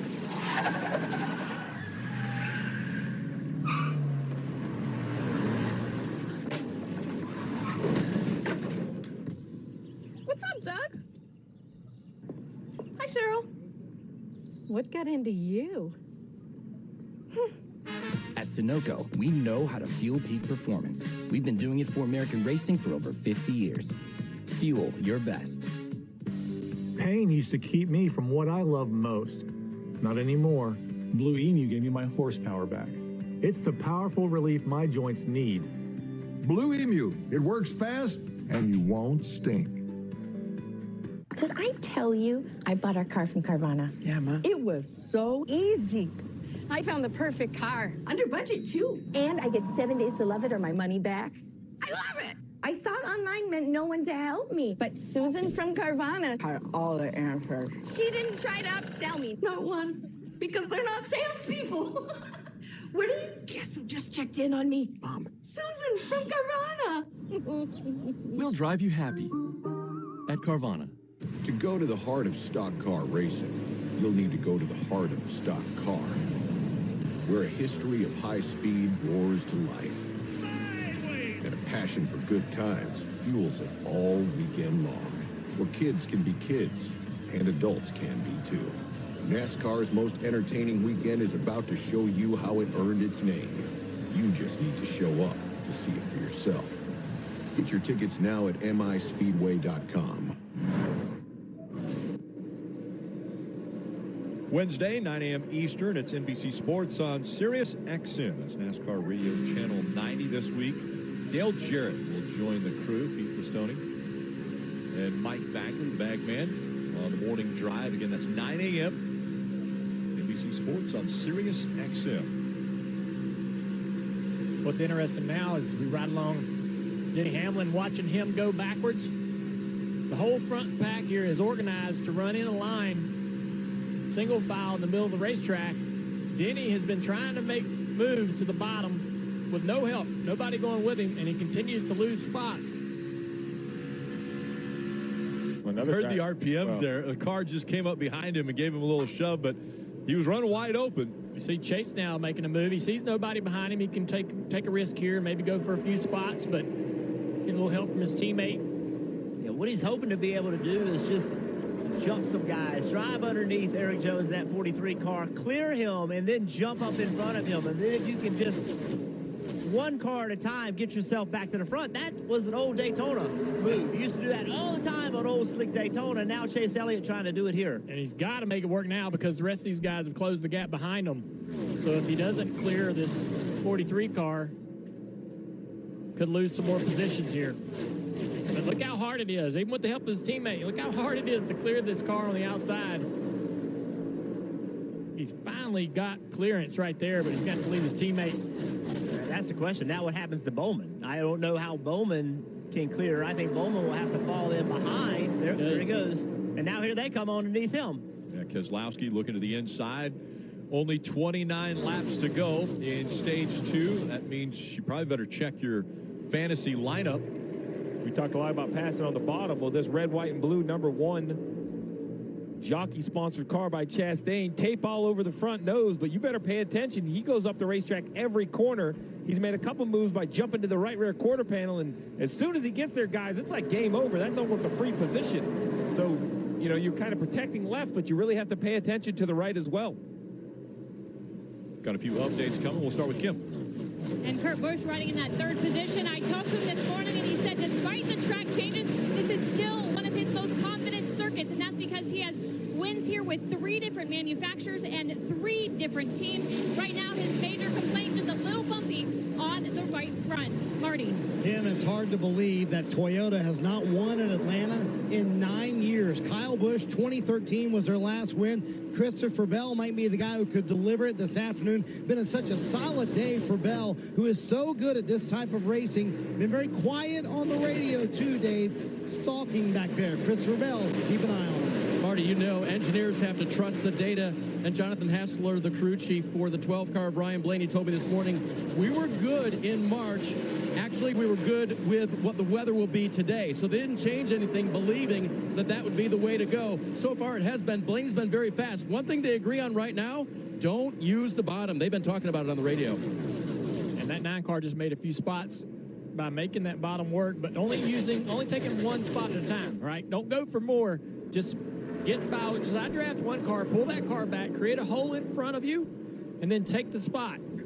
Yeah, so what is he looking at? He's looking right now. He's sitting there checking out the car in front of him. And is there space to go? So watch what he does to Harrison Burton. He turns left, is able to go to the bottom of the racetrack, takes the shortest way around, boom, pop right in front of him. He's going to try to do that all the way to the front of this field. But he's got to have space, Junior. He's got to have, like, Blaney's got to be away from the 20. If there's Blaney stays close to the 20, then there's no place for him to go. Yeah, you have to be patient to make that move. Oh, we got a little smoke there in the back. Car spinning out of control off of turn 2. Down to the bottom of the racetrack. Briscoe all alone. Don't think anyone else was involved. Here, no damage. Get it fired up. Roll when you can. I don't know if he had a tire failure or what. May have just gotten loose. There's a flat tire on that car now, but just out of the corner of my eye, I saw the smoke. 14 was running 14th when he spun coming off of turn number 2. Gets it going the right direction. He'll try to limp back to pit road. You see a lot of that right side coming off now. Yeah, oh, man. I wonder if he had a flat tire early, guys, in that. Rip the crush panel or something out of it. Just try and go slow here. It's starting to shred the right rear. Go slow and shred in the right rear. That's a lot of damage, Steve. That is a ton of damage. And that's just what we could see. We showed earlier the whole underbody, you know, and how sensitive it is. If we look at the back of this car again, you see the diffuser. It's very important for that all to stay sealed. It's all torn up. Let's take a look from the 11 of Denny Hamlin. See exactly. You mentioned flat. You mentioned smoke. you know, it's hard to say if the tire's up or not, but he's definitely kind of by himself spinning out. I mean, it looks like it would be maybe a soft tire or a flat tire, or he just loses it. Hard to say. Either way, yeah. A lot of damage to the bottom of that car, and at a track where, I mean, they're aero dependent everywhere with that diffuser.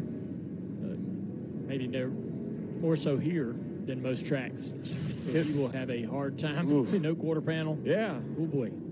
All right, Rick. So pits are open. Everybody can think to the end of the stage, but this is a little bit of a pit one window to the end of the race. So I don't think the leaders, someone in the top 10, are going to pit because you're going to get those stage points. But here you go. If you don't think you're going to get stage points, you pit right now, and it really opens up your opportunities at the end of the stage and into the final stage, Kim. Eric Jones, you see there in the 43, the balance not bad. He said, I'm just not fast enough to pass cars. They call 4 tires for Eric Jones in that 43. Denny Hamlin said he wanted to come to pit road in the 11 car with a description I've never heard. He called it pedestrian. I guess that means not very good. I'd need a thesaurus if he was my driver, but I looked that up. What's he mean exactly? A very pedestrian day, apparently, for Denny Hamlin as he comes off pit road.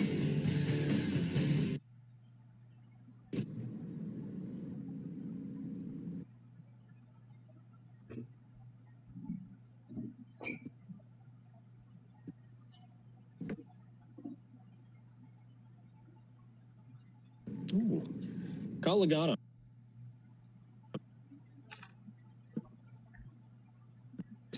Dude, I'm way ahead of you. You saved at the pump? Yeah, I saved at the pump. The pump? The pump. You saved at the pump!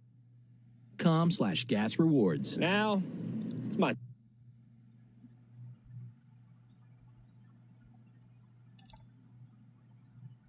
turn.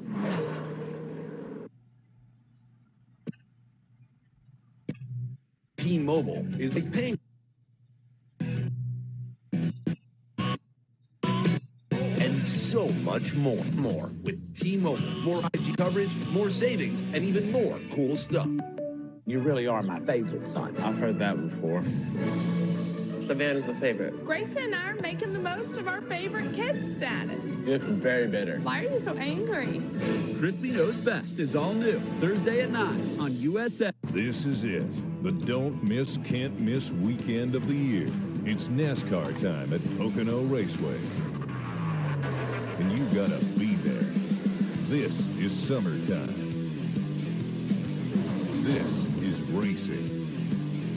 This is the place to be.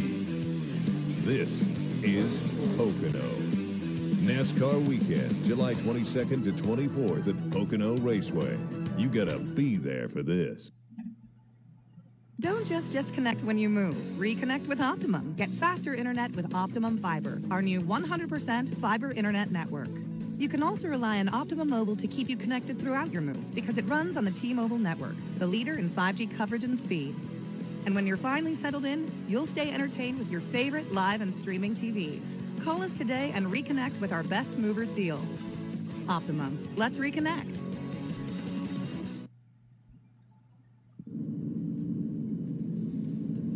Download the Goldfish free-to-play slots app. Visit goldfish-racing.com. Getting ready for the restart. Going to be 20 to go in stage 2 of the Quaker State 400 from Atlanta Motor Speedway. And Dawsonville has definitely been a popular place today. Hometown to Chase Elliott and Father Awesome Bill. And Rutledge Wood is there with City View.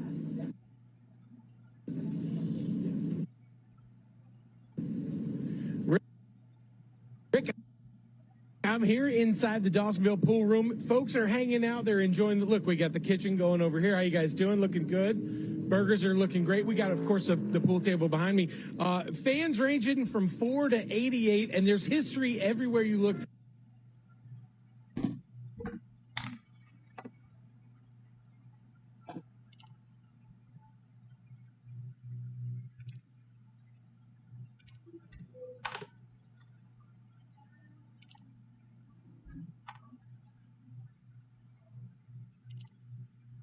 Balls here. I told him I wanted.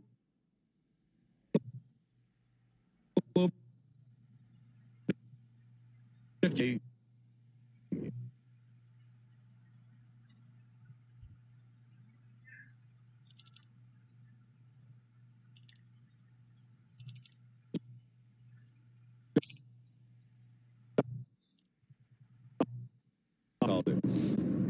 Hand out the window there for Chase Elliott. Again, the winner of... Burnett's called a good race for him today, and the latest from the driver is the car is, quote, pretty good. That's what you like to hear on a hot day at Atlanta, Kim.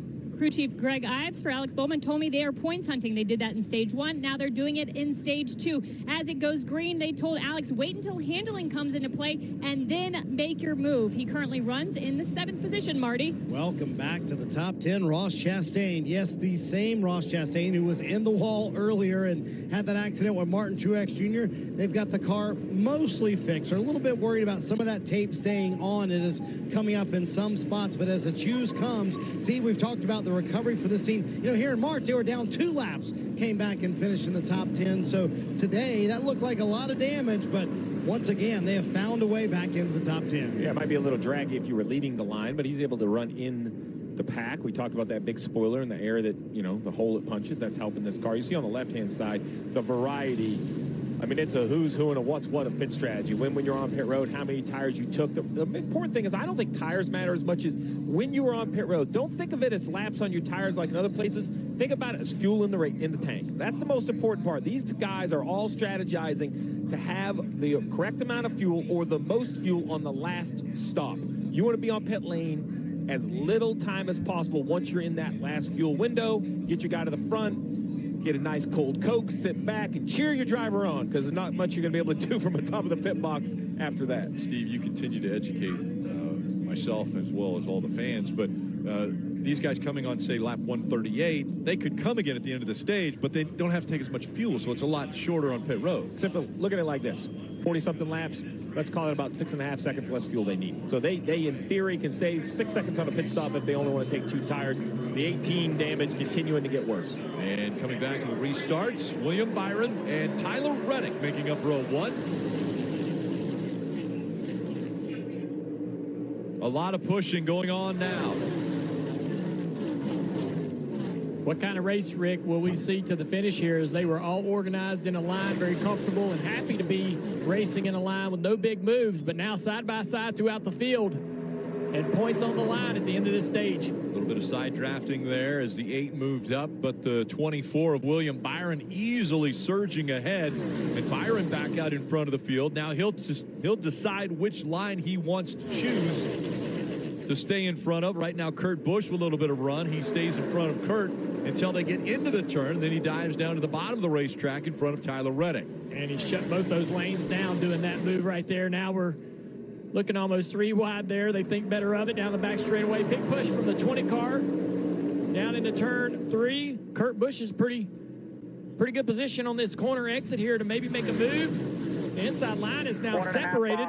Momentum top. Yep, the top momentum's coming. Top here, 45. Spotters. Off you, big shove from the 12. Now bottom gets a big shove. 45 all the way to you. Half off you, bottom. Half off you, bottom. You broke the momentum, 3/4. Just you and the 8 single file. Half to 3/4 off you. 45 half off him. Got a big shove going inside of the 8. Block the bottom. Block the bottom. 1.5 to 2 to both. Stoked them up. 1.5 to 2 to both. Brandon Lyons. Top's got majority. Top's got majority. Man, listen to that stuff. He goes up the list of good spotters for me. That was some awesome information, giving Byron everything he needs to know and then some to paint the picture of what's happening behind that 24 car out front. And Brandon's foundation for spotting. He spotted short tracks all over this country. We see the battle for the lead. He honed his skills on the short tracks, and he's worked himself here by the work that he did. He is a very good spotter. Marty. Hey, Jeff, here, Brandon Lyons saying shoot them both, meaning kind of block both lanes, play the middle. That's what they did. Talked to Reedy Fugel this morning. He said, I'm going to do everything I can to control this race. But Tyler Reddick now trying to control the race. Momentum. Reddick's going to have the momentum down the back straightaway. Some drafting help from the 12. Oh, man. Williams wishing now that he would have protected that high side a little bit more and not allowed that 8 to get to that quarter panel on the top. Steve, you mentioned it. If they get to that right rear, it's over. Guys are starting to learn that more and more, and I expect this line to get higher and higher, especially for the lead car. Look where the 8's running now. And Dale, if I'm on your pit box, I think you know that, but I'm not assuming it. We're going to have this conversation in this stage break, right? If you haven't seen it, this is what's happening. You've been up here. I'm hoping you're seeing it, but maybe it didn't happen to you, or maybe you just hadn't been in the right spot at the right time. So we're having that conversation about how just vital that right rear quarter panel is. Chipping away. Here comes the 24 once again. William Byron up to the inside now of Blaney. Chase Elliott. That's for third. You see in the corners, it's just shorter way around the racetrack on the bottom, but when they get to the straights, this long line, just such an advantage aerodynamically. William Byron's going to make some ground up in the corner.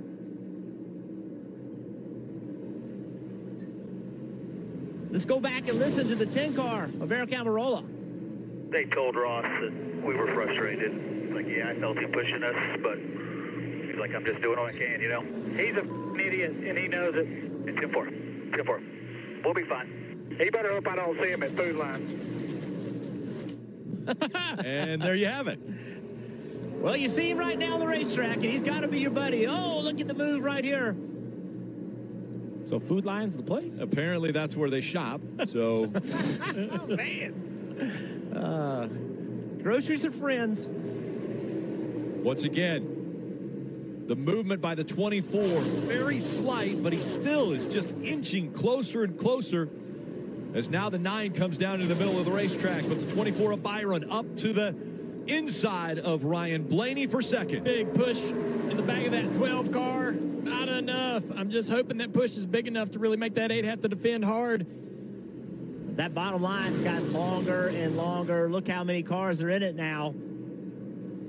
All right, so guys, my anxiety is pegged. If I'm not a top 12 car right here, I'm coaching, let's get out of here. Stage end, points are rewarded, we're not getting any. Let's not end our day in these last 9 laps having these guys wreck in front of us. I know that's unpopular to kind of give up on a stage, but if you can't reach the top 10, just get out of the mix. Yeah, the difference is you don't put a helmet on in that pit box, and when you put that helmet on, the blood gets squeezed, and you don't think straight, Steve. That's why I'd be on the radio loud, making sure you heard me. These guys, man, they are racing for points, and there's an opportunity. Look, William Byron, they jumped on the outside of him. Yeah, way off the pace there, and now Kurt Busch had to move up to the high side to avoid him, and he's trying that high line to get by for the 5th position. He'll take it away as William Byron's dropping back. Oh, the 12 looking around here. Thought he was trying to maybe go to the bottom, take some momentum off the nose of that 9 car and go to the bottom here. They're going to have a big push, Jeff. Watch this. Huge. Oh, the 9 says no. I'm going to take the spot. He's got his teammate Bowman with him down to the inside here. Big run by Chase Elliott as he gets right up to the back bumper of Tyler Reddick. And he has to leave his teammate down there by himself, so Bowman's in a bad position here. Chase has got another run, some help from the 12. Where does he go? He tries to go to the bottom. Coming up on 6 laps to go here in stage 2. Once again, the crowd roaring as they see the 9 go to the front. Nose down to 8. No doubt they love the Elliots in this part of the country. The the bottom. Now Blaney went down there. 8 still nosed out, but no help. Blaney nosed out now. That's the 9 car 5 more. 8 has the 45. 8 nosed out, no help though. Eddie DeHaant's the spotter. That's a pretty big lead right there, but now it's back to a comfortable lead to defend. You're starting to see some new players, too. Yeah. The 6 of Brad Keselowski right there. Harrison Burton back in the mix. You got the 7 of LaJoy, the 20 of Bell. I love seeing that 6 up there. I got him in my fantasy lineup this week. I thought he'd take some risk today.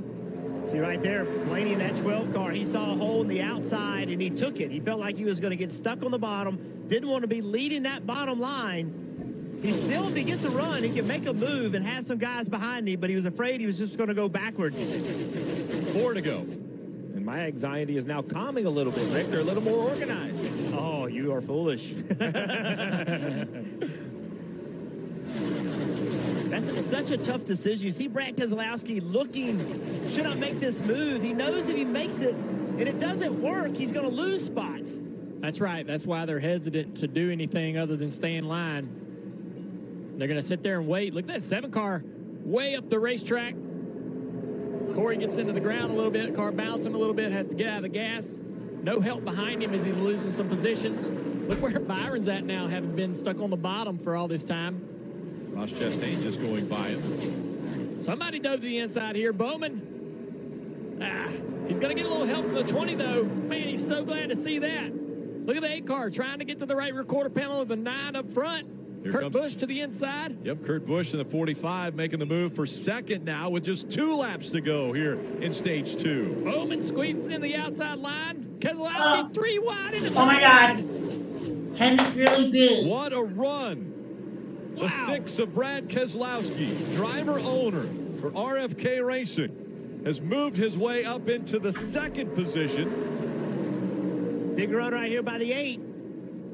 Didn't really have anything he could do with it. Brad Keselowski on the bottom. Oh, 48, sorry. A right rear tire goes down on that car. Bowman around. They come up on 1 lap to go in stage 2. And the caution will come out. The stage will end under caution. Rick, that's exactly what we saw in this race in March from a lot of cars. That's, I think, the first one, Steve, that we saw today with the right rear tire failures. And why is that happening? So that's absolutely right. A lot of them in the spring. This is the same tire combination Goodyear brought. As you see the 48 stuck with 2 left sides, NASCAR will help him get back to pit road. He might lose a lap, but he won't be out of the race. So back to your point, Junior, same tire combination. The team's much smarter than they were in March. You know, they've been to a lot of different racetracks, but the conversation is we start to see cars that are driving really well and actually have pretty good speed fail tires the most. So the question mark is that aero load, is it tire setup? I've heard a lot of different opinions. In the end, we now see the 48. Chase Elliott goes on to win the stage. Crowd goes wild again, Britt. So Steve, we see that now later in the race, and that could be an issue going forward because the pace is picking up in these cars. They're all more in the throttle, more load. Yeah, we also have to remember that Bowman was last on pit road at 95, so over 65 laps on these tires. I don't know if that's contributing. Something to keep in mind, though, is it's obvious a flat right rear tire in the 48. He goes around. Chase Elliott sweeps the stages at Atlanta. Oh, hey. Buying a car from Vroom is so easy. All you need is a phone and a finger. Just go to vroom.com, scroll through thousands of cars, then tap to buy. That's it. No sales speak, no wasted time. Just straight up great cars. Right from your phone to your driveway. Go to vroom.com and pick your favorites. Oh yeah, she digs it. Buy your car on vroom.com. Vroom. Get in.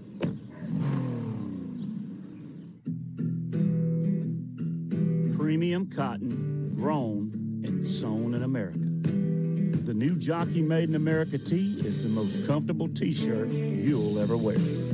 Just know that you're supporting American workers who craft the comfort Americans have trusted since 1876.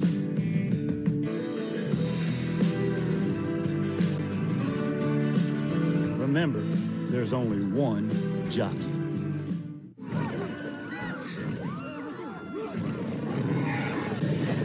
It's a good thing you bundled your home, auto, and RV insurance with Progressive. You save money, and you get round-the-clock protection. So don't worry, it's all under control. That's cool, we'll finish up here. Bye. That's why you go to the restroom before the movie starts. Get epic protection for your Dominion with Progressive. In the future, everything will be powered by renewable energy. But it's not as easy as flipping a switch. It's a long road, requiring decades of time and trillions of dollars. But what if there was a better direction on the path to zero carbon emissions? An energy source that's available right now, that's affordable, plentiful, and environmentally friendly. There is, and it's propane. Get the facts at propane.com/now.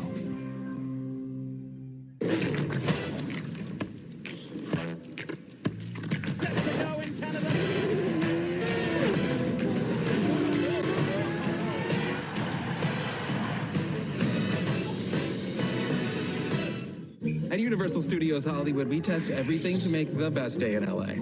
I-Rex versus T-Rex. Terrifying. Let yourself, whoa. Best day Dawsonville Pool Room, happy to see Chase Elliott sweeping the stages. He won stage 1, just won stage 2. And the field making their way onto pit road as we get ready for stage 3. Kim. And you'll see Brad Keselowski in the 6. He said, I'm not handling good, but I'm not handling bad. Said, make no changes. The call is going to be 4 tires. They reminded Brad, we will literally be waiting on gas. Dave? Tyler Reddick has taken 2 tires all day long. He skids through his pit stall, so he's got to come back a little bit. It'll be 4 here. Marty sets him up for 2 later. Dave, it's been a perfect race for the hometown hero, Chase Elliott, trying to get his first ever Atlanta win. His dad, Bill, won 5 races here. He said the balance is really good when I'm out front. A long stop there, especially on the left rear. He said he's back in traffic, which he will be now. Car too tight. Saw the race off pit road. A lot of guys, no tires, overshooting your pit for Tyler Reddick. Big mistake on pit road.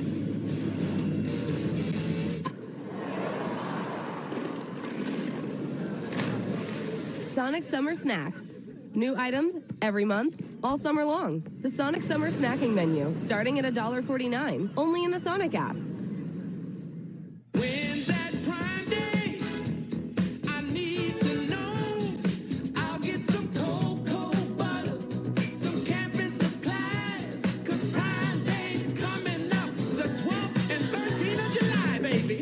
For COPD, ask your doctor about Breztri.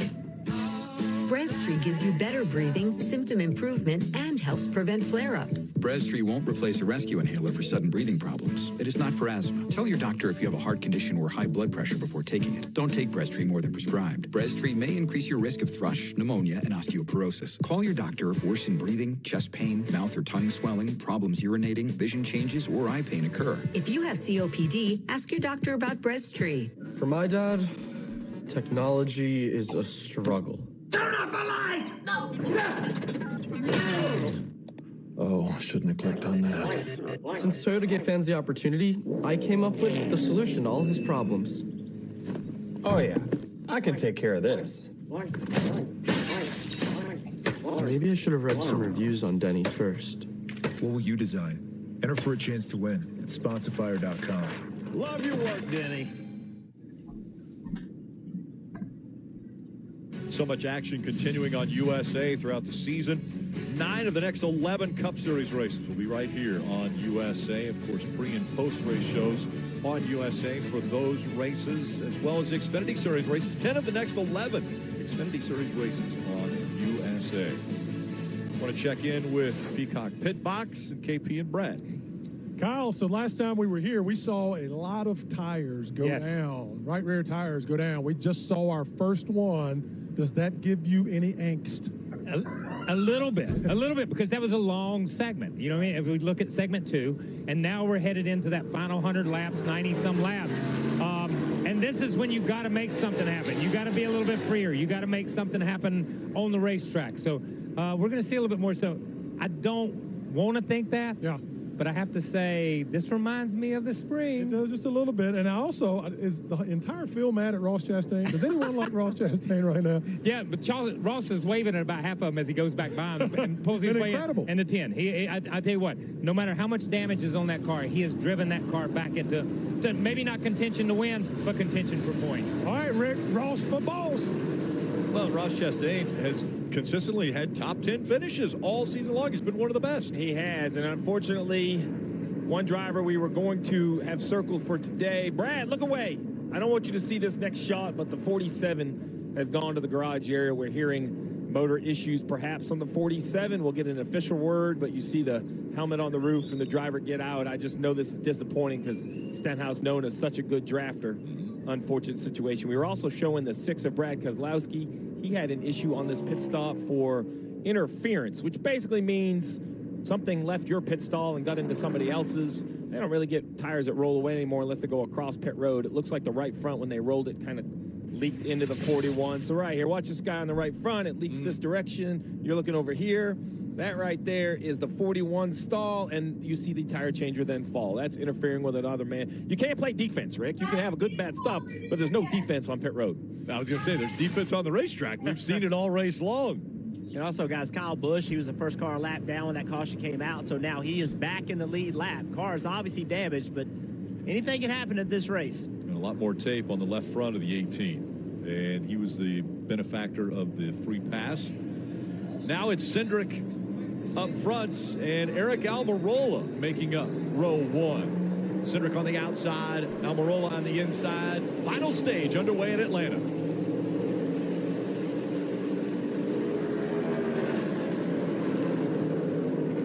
Eric Jones in the 43, giving Cindric a shove. Once again, some new players in the front of the field. First time these cars have been up there. They don't really know how the car is going to drive in clean air. Cindric, remember, early in the race, fell all the way back to last place. Car driving horrible. Well, Petty GMS, both their cars up here. 42 and 43 were side by side for just a moment there with Ty Dillon. He's right behind Almirola. As Almirola falling back just a little bit there, you see him in the 42 just in front of Denny Hamlin from this Coca-Cola camera. Denny's thinking, man, how do I get out of this line? I need to get either in the top line or a big enough run to try to dive to the bottom. I don't think he has a ton of confidence in this 42 car and what it might be able to do to move forward. And he sees that outside line going by. See how close he got to Ty Dillon. It's amazing to me. They know that he is going 1 inch from that bumper. When you hear Denny Hamlin get out of the gas right before he hits the back bumper of the 42. Dave. And remember the pedestrian car he talked about earlier. He doesn't like the high line. He says, I get too loose when I'm up there. So I don't think they've got it fully corrected yet on the red and white 11. That last yellow was for the 48. Alex Bomo, that flat tire. We saw him assisted back to pit road. Well, they now are officially out of the race. The clock expired as we saw a big movement right there in the 42. Denny finally's like, I had enough of this. Lost too many spots. That was a late move into one.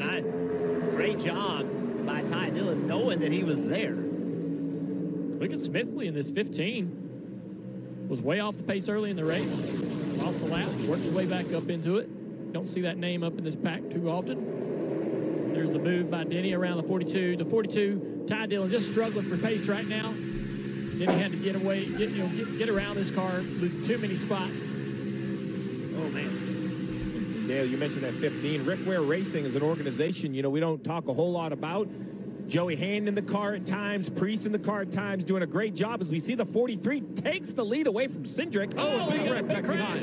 And there's the 15 involved. Ty Dillon in the 42 also involved. 24, Byron. Brad Keselowski was having a good day. Bubba Wallace. Looking off the helmet cam of Bubba Wallace. Tries to fire it back up. Tyler Reddick went through the grass. You see it all on that grill opening. Oh, no. Big damage on William Byron, that right front. It's such a fast car today. Now listen, I said big damage. I'm almost going to take that back. We have seen the one car, I'm going to call it similar damage, maybe not as much in the front, but the fenders and stuff, and they taped it up, and it was great. So we're just going to have to see. It looks like that right front shaking around a little bit. I can't tell if it's flat or has a broken toe link. We'll take a look. How did it happen here, guys? Let's take a look. Oh, the 15 gets out of shape, out of the gas. Nobody has anywhere to go. I don't know if the 15 might have had a flat entering the corner. It looked like he was having some type of an issue and out of the throttle. And you could see him checking the back of the car. So watch the 15. He's lifting, wiggling, out of the throttle. And this is a super speedway type of event where if a guy's lifting like that, you've got nowhere to go. You see everybody piling in. Oh, I see Todd Gilliland is having a good day early. He's got a little damage. That wiggle right there, and just Kyle Larson couldn't see that. He had no idea that problem was going on. Got in the back of Ty Dillon.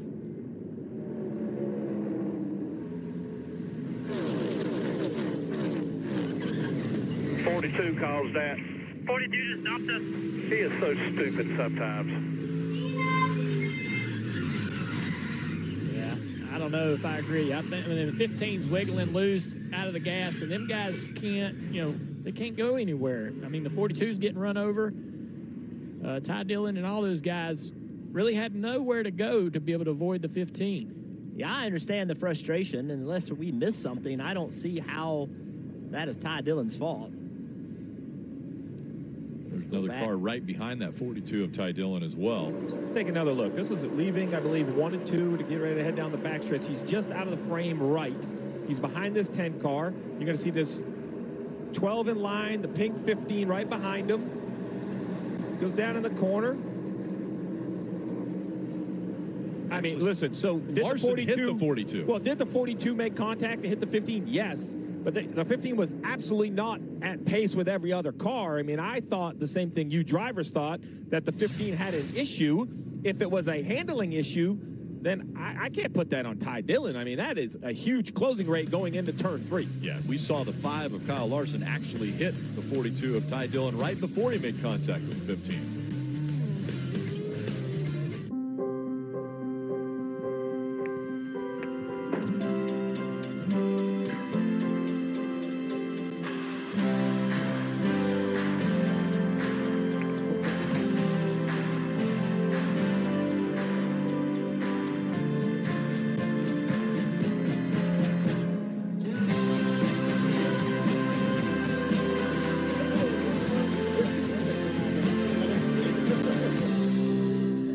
So with Geico, we can easily bundle home and car insurance and save even more? Yeah, home, car, motorcycle, all bundled together. Just like that breakfast burrito. So can I get chorizo? Metaphorically, yeah. Carnita. Just chicken. Just give me a bunch of chicken. Oh, bacon? Oh, wait, there isn't too much hot sauce, is there? I have a sensitive palate. I actually like hot sauce. Can I get chips? How about guacamole? I don't really know what we're talking about anymore. Burritos. Sure. Okay. For bundling made easy, go to geico.com. Get ready for world-class speed and Southern charm in USA's newest reality series, Austin Dillon's Life in the Fast Lane. Thursdays at 9:30 p.m. only on USA. All right, so drivers, we took another look under brake, and I'm sticking with my opinion. The 15 is very slow into the corner. 42 has nowhere to go. Yeah, watch Kyle Larson. Watch this 5 car. So the 15 car starts to have a problem. Kyle Larson doesn't know it. He cannot see the 15 car. He's offset to the right. There's no way Kyle Larson has any idea that the 15's having a problem. He gets into the back of Ty Dillon, and there we go. Hey, man, racing happens. It's not always somebody's fault. You know, somebody has a problem, his car's wiggling around. Clearly, he's got something going on, and they just catch up on him and run into him. It's just, you know, this many cars this close together, you're going to have some of this.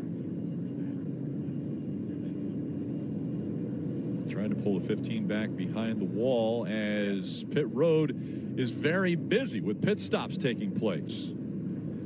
Marty. Yeah, you see Kyle Larson, who was in the middle of all that. As you guys said, the visibility was not for him. So fuel here, and it's been an interesting conversation as they're going to check the right side to make sure that everything is good. Fuel here for everybody coming down pit road, Steve. So that's the game today. How short can you make your next stop to be able to make it to the end of the race? Chase Elliott and Alan Gustafson, a long conversation about that under this caution, too. So, Rick, here's basically the thing. How short can you make it unless you have track position? Then you don't want to give it up. It's like, you know, easier said than done. But if you're at the back half, I love all these calls. Popular to be up front. That's what you want. Track position. Eric Jones is leading.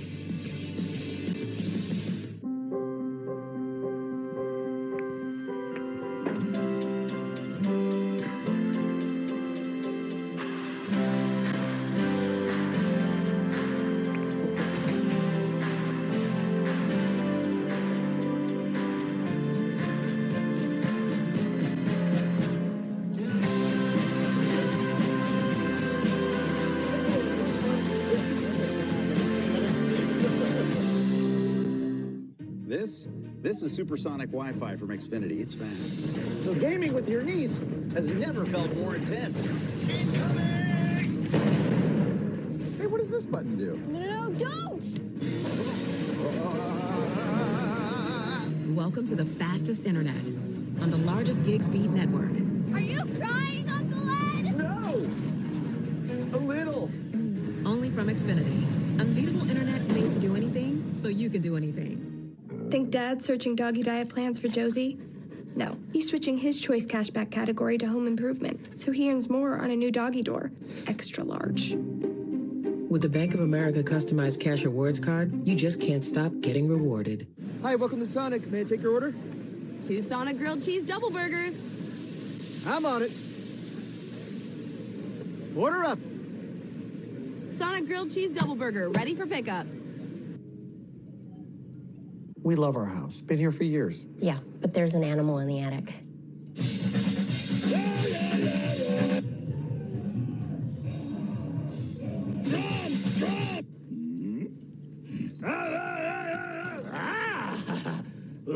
At least Geico makes bundling our home and car insurance easy. We save a lot.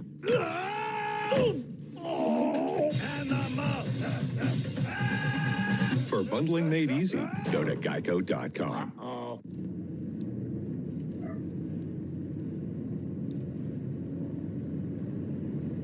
Watching these cars come to the choose cone for this restart. Watch this one car.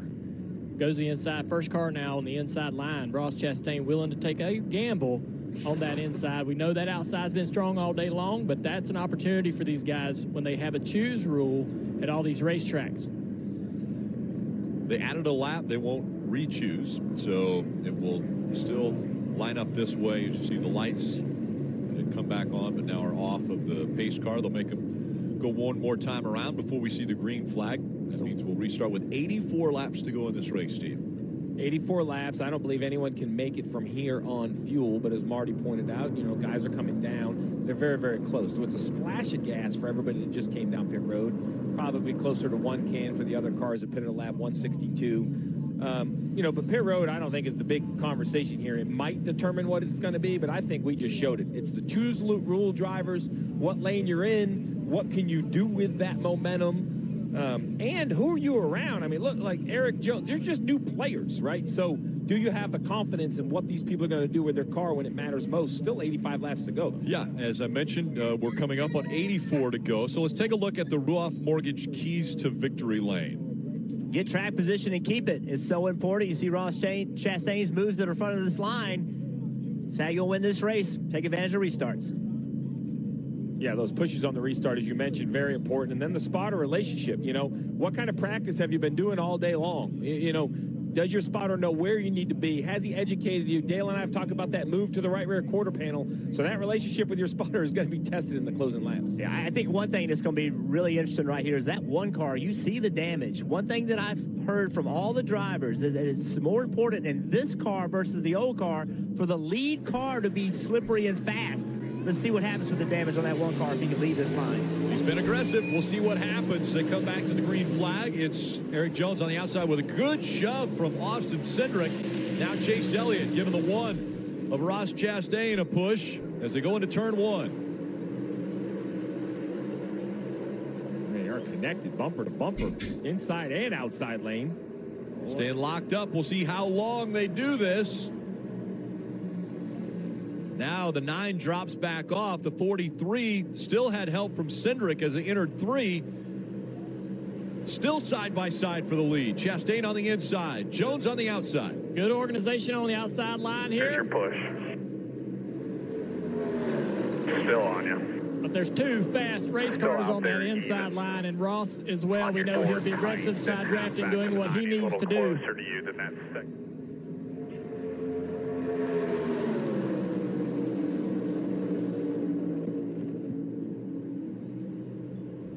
Ross Chastain, a road course win and then a win at Talladega. 2 wins already this year.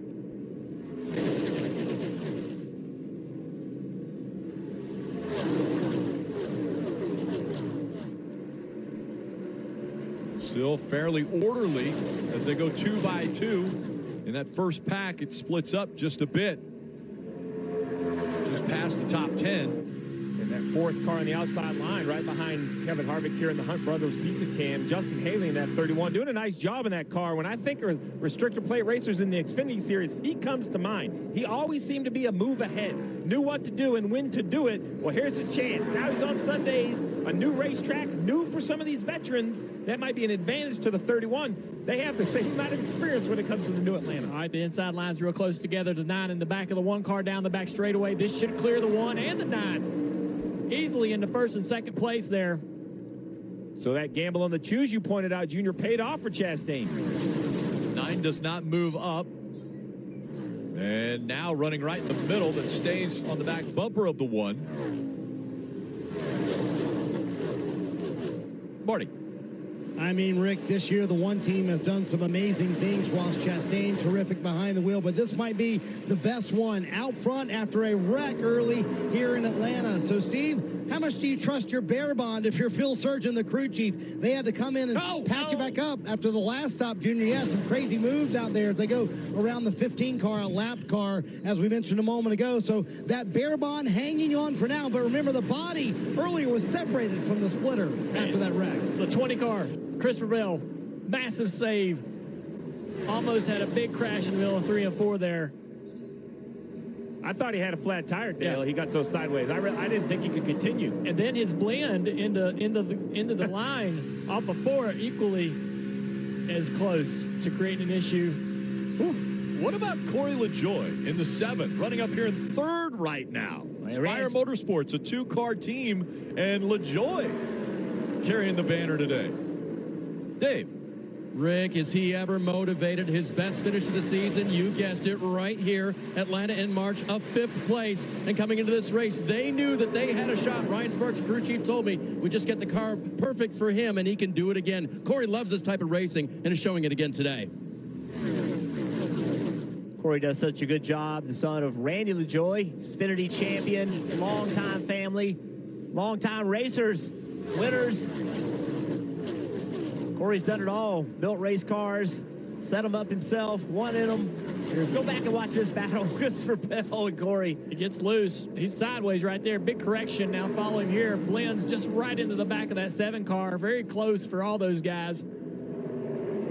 Usually they have been able to save those kind of moments, but good job by Christopher Bell and everybody around. So we talked about the concern of that 1 car with the damage on the nose, but right now, it seems the pace seems to be good. There's not a lot of energy, though, behind those front 3 cars, so it's going to be very hard for Chase Elliott to make a move.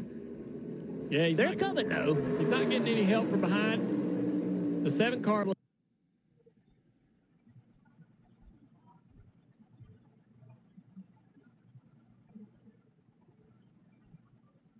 Give us some more on that 9 car. Well, Junior, I think for now, Chase Elliott content to ride behind Ross Chastain. Why? Listen on the radio.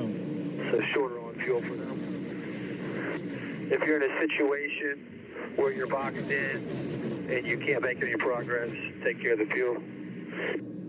And Steve, despite what we saw happen with his teammate Alex Bowman, all the conversation from crew chiefs is about fuel, 75 to go. So why are they talking about fuel so much? Well, you made a great point on pit road about trying to stay ahead of it by filling it up every pit stop. Well, the other way you need less fuel, save it on the racetrack.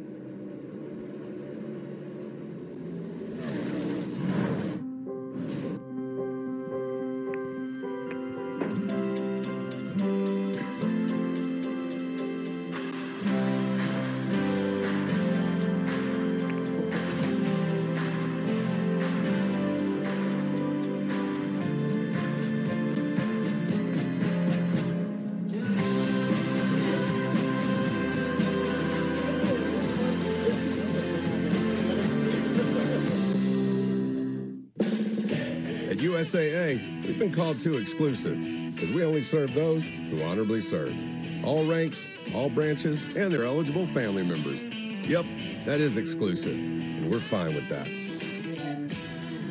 eBay Motors, they have all the right parts at the right prices. Whether I'm on 2 wheels, 4 wheels, or no wheels. Let's ride! Growing up, I was afraid of clowns. Yep, still am. I love to make people smile. It's just what I do. So when Toyota gave fans the opportunity, I designed a funny car. Is the clown car growing on me? Nope. But it has changed the way we celebrate in Victory Lane. What will you design? Enter for a chance to win at sponsorfire.com. They're ready to race. Just look at that man. It looks like a race right down to the checkered flag. 4, 3, 2, 1. For the moments that thrill and the memories that last, go to NASCAR.com/shop.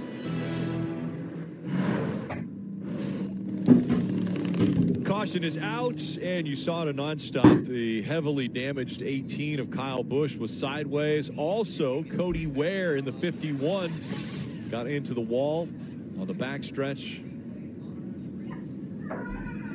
What happened? There's 3 cars in the frame. The 18's already sideways. Look at Steve. Look at the 51. So he's in. He comes around and crashes into the back straightaway wall. Look at the.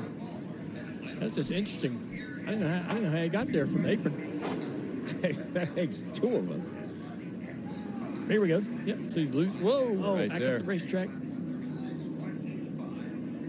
77 to Landon Castle's like, I don't know what's happening, but I'm getting out of here. Oh, the toe link I think might be broke. Well, guys, it doesn't matter what all the strategies we talk about or how much math you do. It seems like these races still fall down to that magical number we said at the beginning of the race that we thought 65 to 70 laps, and now we're right on that window. We wondered what happened. Let's take a listen to the 18. Apparently, when you run back here, the spotters don't stay awake. I'm assuming he's talking about Landon Castle and Reed Sorensen, the spotter, because that's who was behind them. But it was a very odd wreck. Like, they're all 3 running together. You don't normally see that. Also under that caution, when that caution came out, Bubba Wallace was the first car 1 lap down, so he now will get back in the lead lap. So as we see the 18 on pit road was closed this time around. He obviously needed to come in for some damage and some tires. Now the question is, coming around to 69 to go, I really believe everyone on the lead lap will be coming down pit road, packing it full of Sunoco fuel. The question is, do you need tires? Do you not need tires? I mean, maybe a couple, but I can't see anybody putting 4 on at this point, or at least nobody that's near the front of the pack. And this is the time of the race too, Steve, where we see people get aggressive, even on pit road, getting in their boxes. We see damage, trying to leave their boxes. A lot of cars still on the lead lap, and these pit boxes are relatively small. Here they come, the field, all in line behind one of Ross Chastain. Dave. Third place, Corey LaJoie was told his time on pit road would be 3.3 seconds. That means fuel only for the 7, Marty. Boy, Dave, could be the final stop of the day, as Steve mentioned, right on the edge of making it all the way. Christopher Bell told Adam Stevens, I need help, a lot of help for that Toyota to get better. Ross Chastain was surprised how good the car was out front. Right side tires for him, also right side tires for Chase Elliott as well. Happy with the handling, and there you go. How about Corey LaJoie, the no tire call? He leaves pit road with the lead. Corey LaJoie will be the first to choose when they come back to the choose cone. We'll see where he will restart. Ross Chastain and Chase Elliott right behind him. When's that prime day? I need to know. I'll get some cold butter, some camping supplies, 'cause Prime Day's coming up the 12th and 13th of July, baby. Free Sonic cheeseburger when you make a purchase with the app. A purchase of anything. So I can get a slush? Yes. And get a cheeseburger for free? Yes. Wow. Who lied to you? Any purchase. Let me see. I gotta see this with my own eyes. Pull it up. Janice.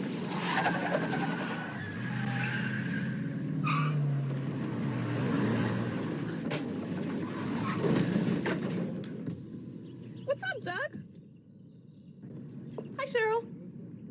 What got into you? At Sunoco, we know how to fuel peak performance. We've been doing it for American racing for over 50 years. Fuel your best. Your age, your name, your trophies. None of that matters this season. Just what beats under your hood.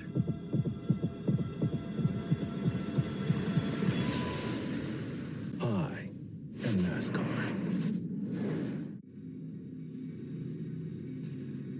join Liv, Finn, and the dedicated detectives of the Special Victims Unit as they race to bring the bad guys to justice on Law & Order SVU. Coming up after our race coverage on USA. Well, it's been an interesting day for Chase Elliott. Rudd, how has it been at Dawsonville in the pool room there? Rick, it's awesome. First off, watching a race with a concentrated group of Chase Elliott fans, as he's been up front all day long, all the oohs and ahs. Every time there's someone wrecking, this whole crowd goes, oh! It's amazing. The Bully Burger's fantastic. The fries are great. I wish y'all were here. We were there. But you know what? It's raining here. It's sunny there. So hopefully, are y'all ready for Chase to get a win? I think it's looking good from us here, Rick. That's for sure. And one more thing, Rut. I need to know who gets to push the button or to engage the siren. Who gets that honor? So if you could check that out for us, we'd love to hear the answer to that as we're getting ready to choose inside, outside. Corey LaJoie is going to restart outside. He'll have Ross Chastain behind him. Chase Elliott goes to the inside. Daniel Suarez will restart behind Chase Elliott. You know, Rick, we just talk about, you know, so many first-time winners, and I know we have a lot of winners inside the top 5, right, with Elliott, Chastain, Suarez, Hamlin. But as the field kind of gets eliminated a little bit, a car at a time, just think of the guys that still could do it. You talk about upsetting the playoff paper. How about Eric Jones back there in row 5? And we still got over 60 laps to go. He's definitely, anybody on the lead lap has a chance right now. And there are a lot of cars in lead lap, Dave, that could win and make it very nerve-wracking for some other veterans. Corey LaJoie could do it, that blue and green 7 car. I had one crew chief tell me, hey, there could be a 17th winner. We got to watch out for that, or a 14th winner this year, or 17 total. Anyway, so Corey was told that the fuel put in would free his car up. That should help the handling, but save like you've never saved before, Marty. Terrific conversation between Ross Chastain and Phil Surgeon, his crew chief, on the choose. Listen. So I was wide open there. There's going to be lifting. Second on back. Really don't want to be behind the 7, but I can push him, I think, as long as the bumper is good enough. There's nothing wrong with pushing to mess up our repair work. Definitely not on the right front. Hey, Steve, how about that good information from Phil Surgeon to his driver to say, hey, you can push on the right front. That's what I want you to use if you're going to push someone for the rest of the race. Coming back to the green, Corey LaJoie on the outside. Chase Elliott on the inside. Ross Chastain wondering how hard he can push. LaJoie dives down to the bottom of the racetrack, gets right in front of the 9 of Chase Elliott. Yeah, LaJoie did a good job getting through the gears there to be able to pull down in front of Chase. Now what does he do? He's got to block one way or another. Chase trying to push this 7 car down the back straightaway. They get up in front of Chastain to be able to block his momentum. Chase now going to the outside. Thinks better of it. Not a lot of room out there. I think the safest thing to do for LaJoie would be to not give the top up, right? If they're going to pass you, make them pass you on the bottom, because help's going to come on the top, and you're not going to lose that many spots, in my opinion, if you stay the top. That's what he's done right there. He just ran the middle of the racetrack. Junior, how comfortable are you pushing the 7 of Corey LaJoie, who normally is not up front here? He's not used to being up front here. He doesn't run with this pack normally during a race. Yeah, I think they're going to be fine pushing Corey. He's going to be able to handle whatever they could throw at him. You can see it right here, that 9 car shoving him down the straightaway. You don't even have to really make contact with the car. There's a little beach ball still. The effect of the beach ball in between these cars is still there from the old car. So sometimes you can just shove a guy out with actually not even making contact with the bumper of the car. You'll see right there exactly that 9 car doing just that. And it shoves that 7 car way out into a lead. Now that's the one thing Corey doesn't want to see is that big lead, because they get a run on him, it's going to be huge. They'll be able to try to make an attempt at a pass. Right now, it seems like they're all content, though, Jeff, to stay in line. Maybe try to organize and stay in line and get themselves toward the front and keep that track position. Well, I think right now there's just not a lot of energy from Chastain. Like, he's just, that damage on the nose is hurting the car a little bit, and that's keeping them from pushing Chase Elliott. Marty. Hey, Rick, I think honestly, Junior, you're right about the 9, and I think the 1 as well. They're content to let Corey LaJoie lead. Steve, we talked about this morning. When you're out front, you burn way more fuel than even the guy sitting in second place pushing you. It's about a 3-lap penalty if you're going to lead for a whole run. So, as I say, that Chase Elliott going for the lead around Corey LaJoie. And put it back in line, didn't he? Yeah. He looked down low a little bit. Now, there is an association between Hendrick Motorsports and Spire, which is who the 7 of Corey LaJoie drives for. They get engines from Hendrick Motorsports as well as a little bit of help in the engineering department. And so that Chase Elliott, Corey LaJoie team up front has a little association there. And look at this one car diving to the bottom in front of Truex. Truex was backwards in the wall earlier today, now sitting there on that inside line. But I don't know that Corey's got enough pace because this inside line's starting to work and build and develop, Jeff. And now, look, going for the lead. The 1 car on the inside of the 7 coming off of turn 4. But I'm still okay with that move that Corey is making because look at the help coming on the outside. Corey might ultimately lose this lead, but you're not going to get hung out as badly if you stay on the top. We've seen all day long, if people bail on you and you're on the bottom, you're going to go to the back. You're always going to get help if you can run that top. How about the 19 of Truex, second car on the inside line, looking for his first win of the season. He was in a wreck, and now he's here. I thought he was, out of the race, didn't have a chance. How about that? The Toyota driver update. I mean, it's been up and down, low, all the way back to 35th. There's only 36 cars in the field, so he has covered it all, Kim. And James Small, the crew chief, told me this morning this is going to be a race of survival. Now, they were in that accident you guys mentioned, but they survived it, and that is key. They are running up front currently in the fifth position, looking for that first win of the season. Battle for the lead now down the back straightaway. We saw the 9 peak ahead of the 7, has dove to the bottom of the racetrack. He will clear the 7, and Chase Elliott once again out front at Atlanta. Well, the 9's going to take Jeff Burton's thoughts, and he's going to park it back in that top lane, isn't he, Jeff? He thinks that's where he wants to be with all the momentum. Yeah, I think he's going to block all he can. Corey LaJoie says, I'm going to get the lead back, drives to the bottom. Does he clear him? Yes, he does. He did. He moves up the racetrack, but now the 9 back to the inside. Look at this racing. This is amazing.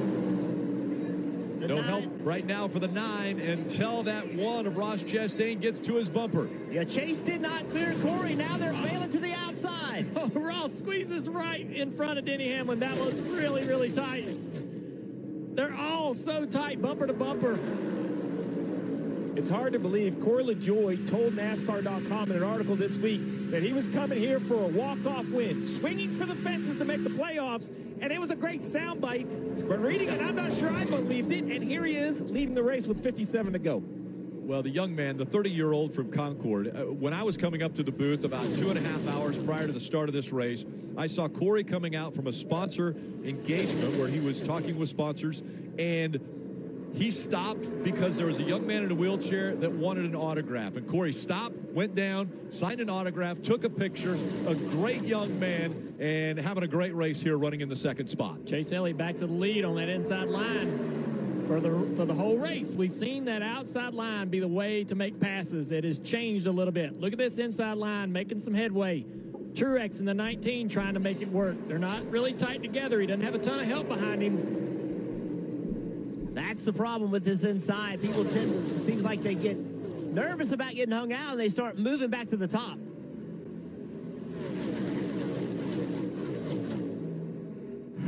We love our new home. It's got granite countertops, crown molding. It's just... There's so much hammering in the neighborhood. It's a lot of cereal. Oh, come on. Not cool, Thors. Anyone got a light? Order pizza. At least Geico makes bundling our home and car insurance easy. Does save us a lot. See Marvel Studios' Thor, Love and Thunder, only in theaters. Not this again. And for bundling made easy, go to geico.com. Verizon Frontline is built for those we all rely on. Built to prioritize first responders. Built for extreme conditions. Built for America's most reliable 5G network. Because when seconds count and lives are on the line, the people we rely on need technology they can rely on. Verizon is the #1 network choice in public safety. Verizon Frontline, the advanced network and technology for first responders. Running the sanctuary absolutely brings me peace. The work is 100% cathartic for me. You know, I find myself getting tied up in it and being busy, and then it's really nice just to sit, breathe in life, and it's beyond zen.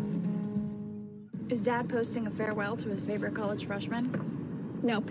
He's switching his choice cashback category to gas. The road to college can be emotional, but also rewarding. With the Bank of America customized cash rewards card, you just can't stop getting rewarded.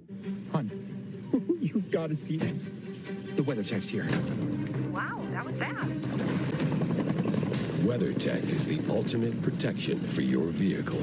Laser-measured floor liners, no-drill mud flaps, cargo liner, bump step, seat protector, and cup phone.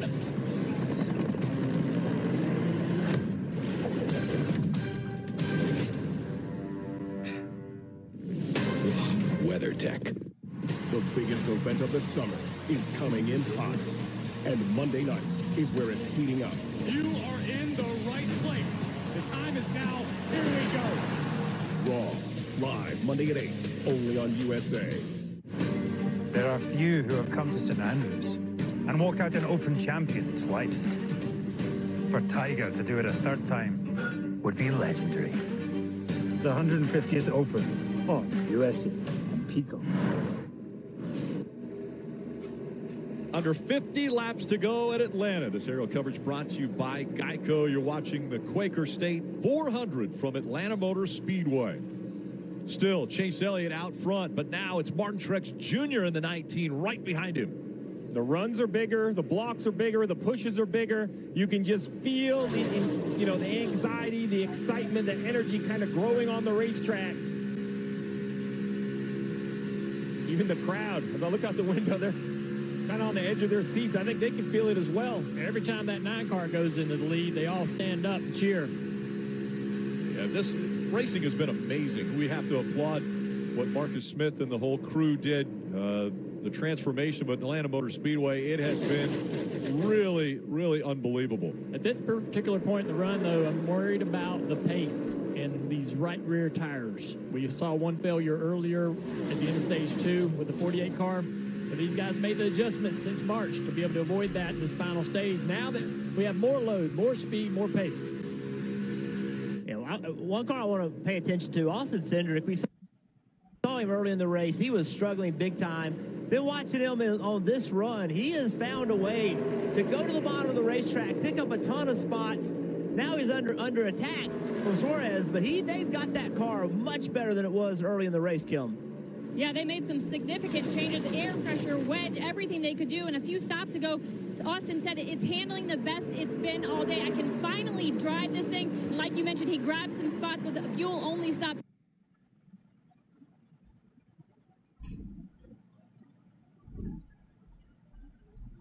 Right behind him. How is it still on the racetrack? he was airborne, and now still out there running. Joey Logano, he has to be wondering what is going to break on this thing. Running in 12th, and we saw him earlier. He was all 4 wheels off the racetrack in the air, slammed back down to the ground, but still going. This is kind of one of them moments like we see at Talladega and Daytona where everybody kind of calms down and wants to get in the top line, Steve, and you don't want to be the last guy to make that choice. That is exactly right. Because you're going to go to the back of the line. It's musical chairs, and the music is slowly running out on these guys. Oh, the 45 is like, just tell me I'm clear. Not quite. Oh, a little contact. The 45 gets in the door, the 43 on the back straightaway. Kurt Busch in that 45 on the bottom. Now he's clear. He doesn't take that opportunity to jump that line. Oh, slap cars. So tight. Cars. 3 of them lined up. Remember, this track is 15 feet more narrow than it was last year when we raced here.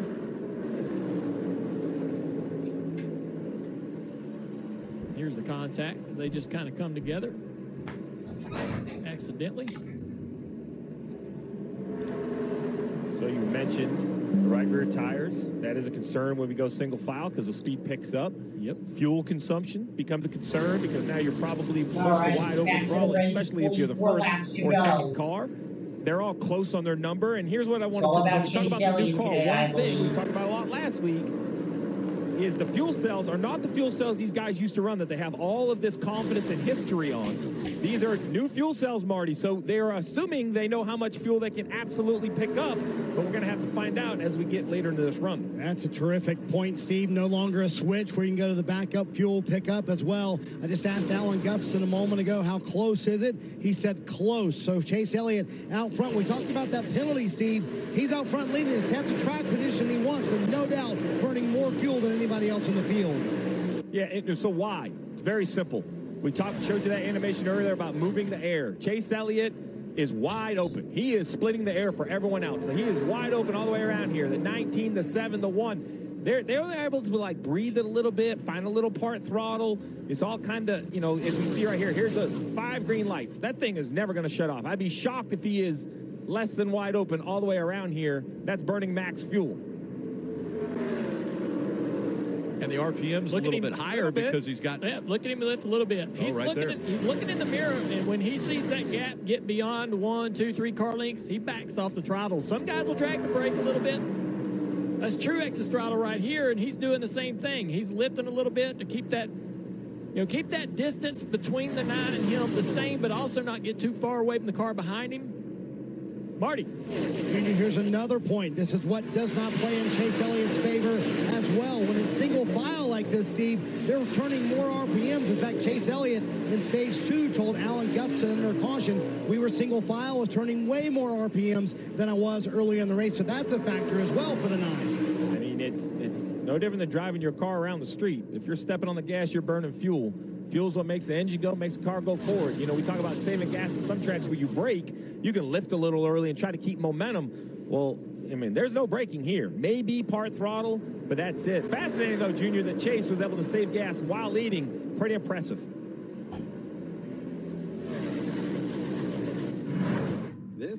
This is supersonic Wi-Fi from Xfinity. It's fast. So gaming with your niece has never felt more intense. Hey, what does this button do? No, don't!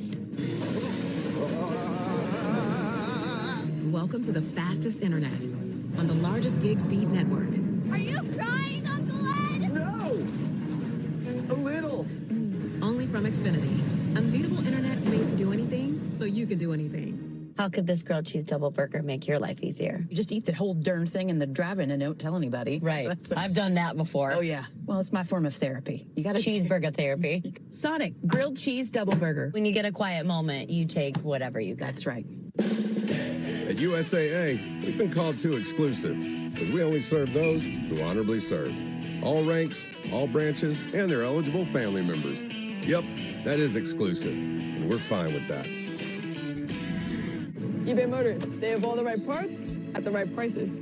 Whether I'm on 2 wheels, 4 wheels, or no wheels.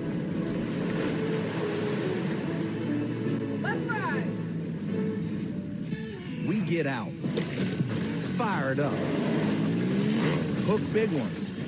We get out and rip it, and we track them down. So crack a Mountain Dew, get out and do.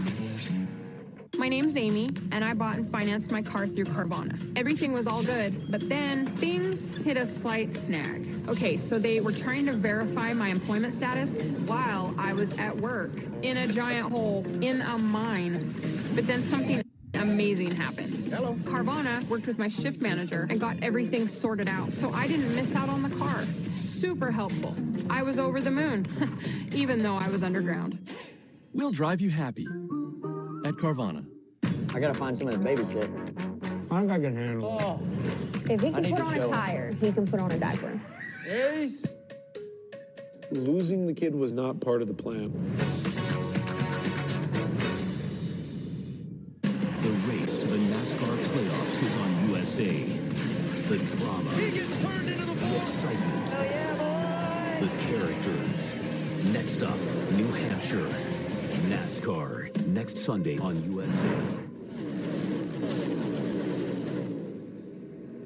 And welcome back. We have Chase Elliott, Martin Truex Jr., Corey LaJoie, still the top 3. We will stay with you if we continue to be green all 34 laps of this race. And a reminder, NASCAR America Post Race Show right after the conclusion of this race. We'll talk to a lot of drivers, and there's a lot on the line right now.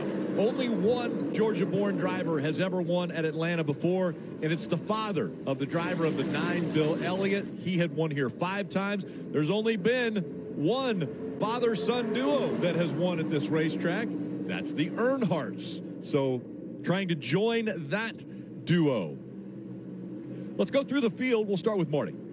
And Rick, you know, Chase Elliott wants to add his name to that list worse than maybe anyone in the entire field, and eat some peaches in victory lane coming up here in a little bit. No doubt the 9 car has the speed. No doubt it has the handling. Does it have the fuel? That's the big question in the 9 camp right now, Kim. And Martin Truex Jr. in that second position. The team wasn't overly optimistic about this race because Truex winless on super speedway racing style tracks, winless at Atlanta, and winless this season. Currently rides in the second position. Maybe they've changed their luck here today, Dave. Third car in line, Corey LaJoie, 182 Cup Series starts. No wins. Will today be the day? If he has enough fuel, maybe. Ryan Sparks, the crew chief, just told me we didn't wait to get it full of fuel. A little bit of a guess when we took our 3.3 seconds, Marty. Boy, what amazing recoveries for Ross Chastain at Atlanta this year. Down 2 laps in the spring race. They came back to finish second. In a wreck today. A lot of tape on the nose of the car. Here he is running 4th with a shot to win this thing. Trying to work with that 11 car right behind him, Dave. And Denny is trying to find his way back to the front. He left the decision about what to do on the last pit stop in the hands of Chris Gabart, his crew chief. 2 tires was the call. They didn't get all the track position they want. They kind of held where they were. Marty. On that last stop, Dave, Christopher Bell said, I need a lot of help to his crew chief, Adam Stevens. Adam Stevens delivered, made the right chassis adjustments. Now, can the 20 get up there and work with his teammate who's right in front of him and get up to the front and take the lead and get his first win of the year, Dave? The Blue 12 is Ryan Blaney running 7th. He was told over the radio, what you're doing right now for fuel is good to get us through NASCAR overtime if we need it. Wow, that's something we didn't talk about with all these teams being close on fuel. Kim? Well, despite not having the raw speed they want, that number 43 and Eric Jones have the handling that they need. It's good for Eric, and this is one of the races they had circled where they feel like they could win with as good as Eric is at this style racing. Jones currently in the 8th position. Marty. How about Justin Haley having one of his best runs of the year, Kim, in the 9th spot right now. Steve mentioned it earlier, 4 Xfinity Series wins on super speedway type racetracks. This is right in his wheelhouse. But has he made enough friends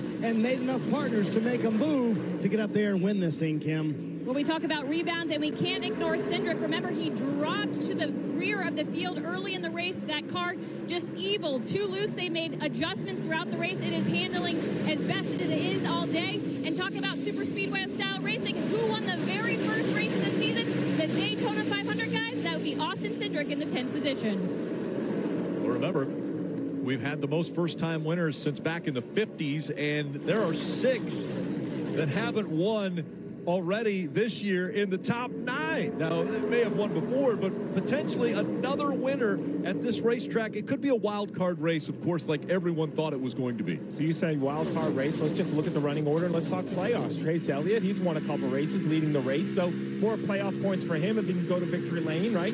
Second is Truex, yet to win. He's in on points currently, but he'd love to add his name to that win column. Corey LaJoie in the 7, yet to win. So he would love to get a victory. Now, the issue for the 7 is if he's fortunate enough to win, he's 34 points from the top 30. Remember, you have to be in the top 30. So if Corey LaJoie would win, his battle between now and Daytona would be to get in the top 30 in points. Behind him, Chastain, he has a win. Has 2 wins, excuse me. Hamlin, the same, but then how about Bell? No win for Bell. Blaney, amazingly, no win for Blaney. Eric Jones, Haley, full-time drivers, no win for them. So a lot of guys looking for a first win. There's a lot going on, not in just a race, but the entire season. Listen in on Chase Elliott's radio.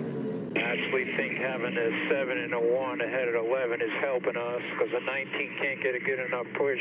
That 11 got ahead of them 2 and got to the 19. We'd have our hands full. 20 cars going around down on the front straightaway. Ooh, this grass is wet. Caution's out. And Bell quickly getting on to pit road. Looks like all tires are up, man. We'd heard from him that he was loose all race long. We saw a few moments earlier in the race with this 20 car. Tires are not down. The racetrack made some changes to the grass coming off of turn 4 in case cars went onto the grass. Big advantage right there. Didn't destroy the car. So watch this 20. Middle of turn 3 and 4. Back just steps out a little bit right there. And he did a great job. Look how long he dirt tracks this thing. Almost saved it right there, but it finally comes around. And right here is where the track did the work. So you see the car just skipping across the grass rather than digging in and just ripping the nose off of it. Well, A+ then, because it was tested right here, and it's thankful to see this 20 with minimal damage is going to continue. I want to know what Blaney and Eric Jones was thinking right here. Yeah, you see him around, and early in the year, Christopher Bell maybe overcorrects and turns that car and head on into the wall. Drivers have learned you can't turn these cars too sharply. On top of that, Junior, we were talking about Corey LaJoie, and Kim said his crew chief Ryan Sparks said they took a guess on fuel, that they may not have got enough fuel in it. Well, if they were guessing for something, this was it. They were guessing cautions. They needed cautions to save some fuel, so this could be a huge break for Corey LaJoie in the fuel in his race car. So now the question is, fuel 1, that's my first decision maker. If we are truly short, do we need to come down and put some more in it, or will we be good enough just saving some under yellow? The second part is, we just saw a great race car driver spin out on his own. Yeah. So that tells me, Junior, right, the grip is going away in these cars, pace was picking up. So I don't think you're going to pit if you're Elliott or Truex, but someone is going to pit. And Dale, you've always taught me at Daytona, especially in July, put some tires on and let me be on the offense. You feel like you can make moves to use those tires if the opportunity presents. Yeah, I think if your car's handling really good, you can be aggressive with the steering wheel to side draft, block, do all those things, stay on the track. But if you cannot be aggressive with the steering wheel to block, to be able to side draft, to change lanes, you need to be able to fix that, work on that. You need to have those abilities to try to win this race. Trouble with this racetrack is, can you go 3 wide and make advances? We have not seen much of that. So can you go somewhere with tires? Kim. And you see Kurt Busch right there, overshoots the line, has to reverse. They are going to take tires. It's going to be a slow stop for Kurt Busch, who had a fast race car all day, Dave. Kevin Harvick is on pit road. He'll get 4 fresh Goodyear tires. Wasn't really able to do anything back in the pack. We'll see if this helps, Marty. Well, they thought they had that loose condition fix for Christopher Bell, but it just snapped on them there, and that puts everybody pretty much in a window here where they can make it all the way. Oh, no, and a tire comes off on Christopher Bell. That is not good. Can't make any progress here.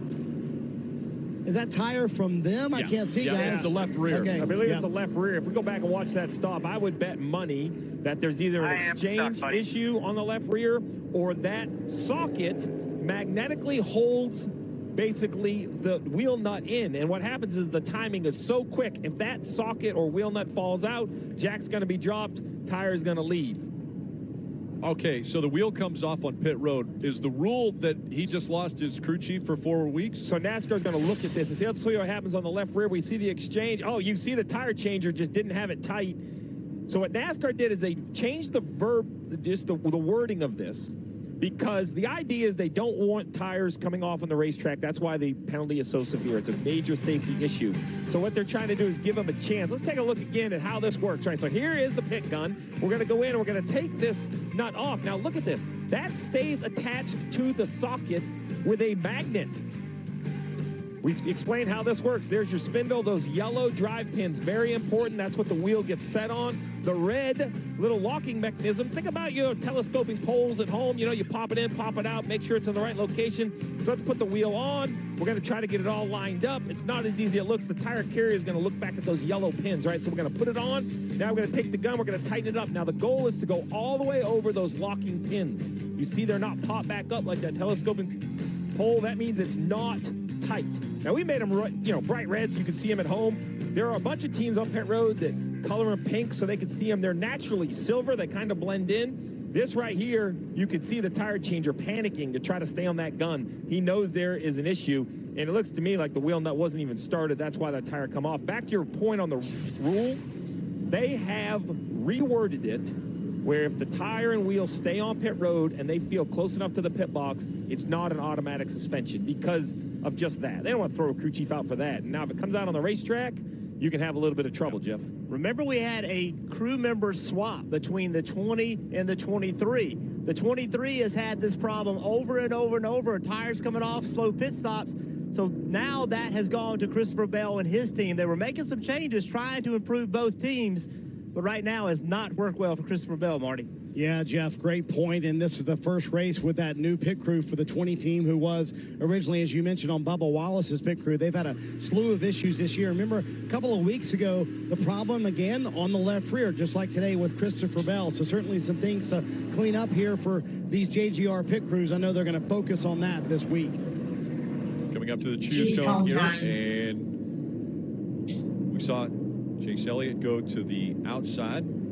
And Martin Truex Jr. took the inside line. Earlier in the race, we saw, 5, 6 guys at the front automatically choose the outside line, but that bottom is getting more and more interesting for these guys. More and more guys willing to start down there and try to make it work. And as this racetrack has changed, it's cooled off. You see the shade on turns 1 and 2. The grip's gone up, the speeds have gone up, so that bottom is going to be more and more competitive all the way to the finish. On the bottom is the 19 of Martin Truex Jr. listening to his radio. Rather be aggressive than not. Yeah, for sure.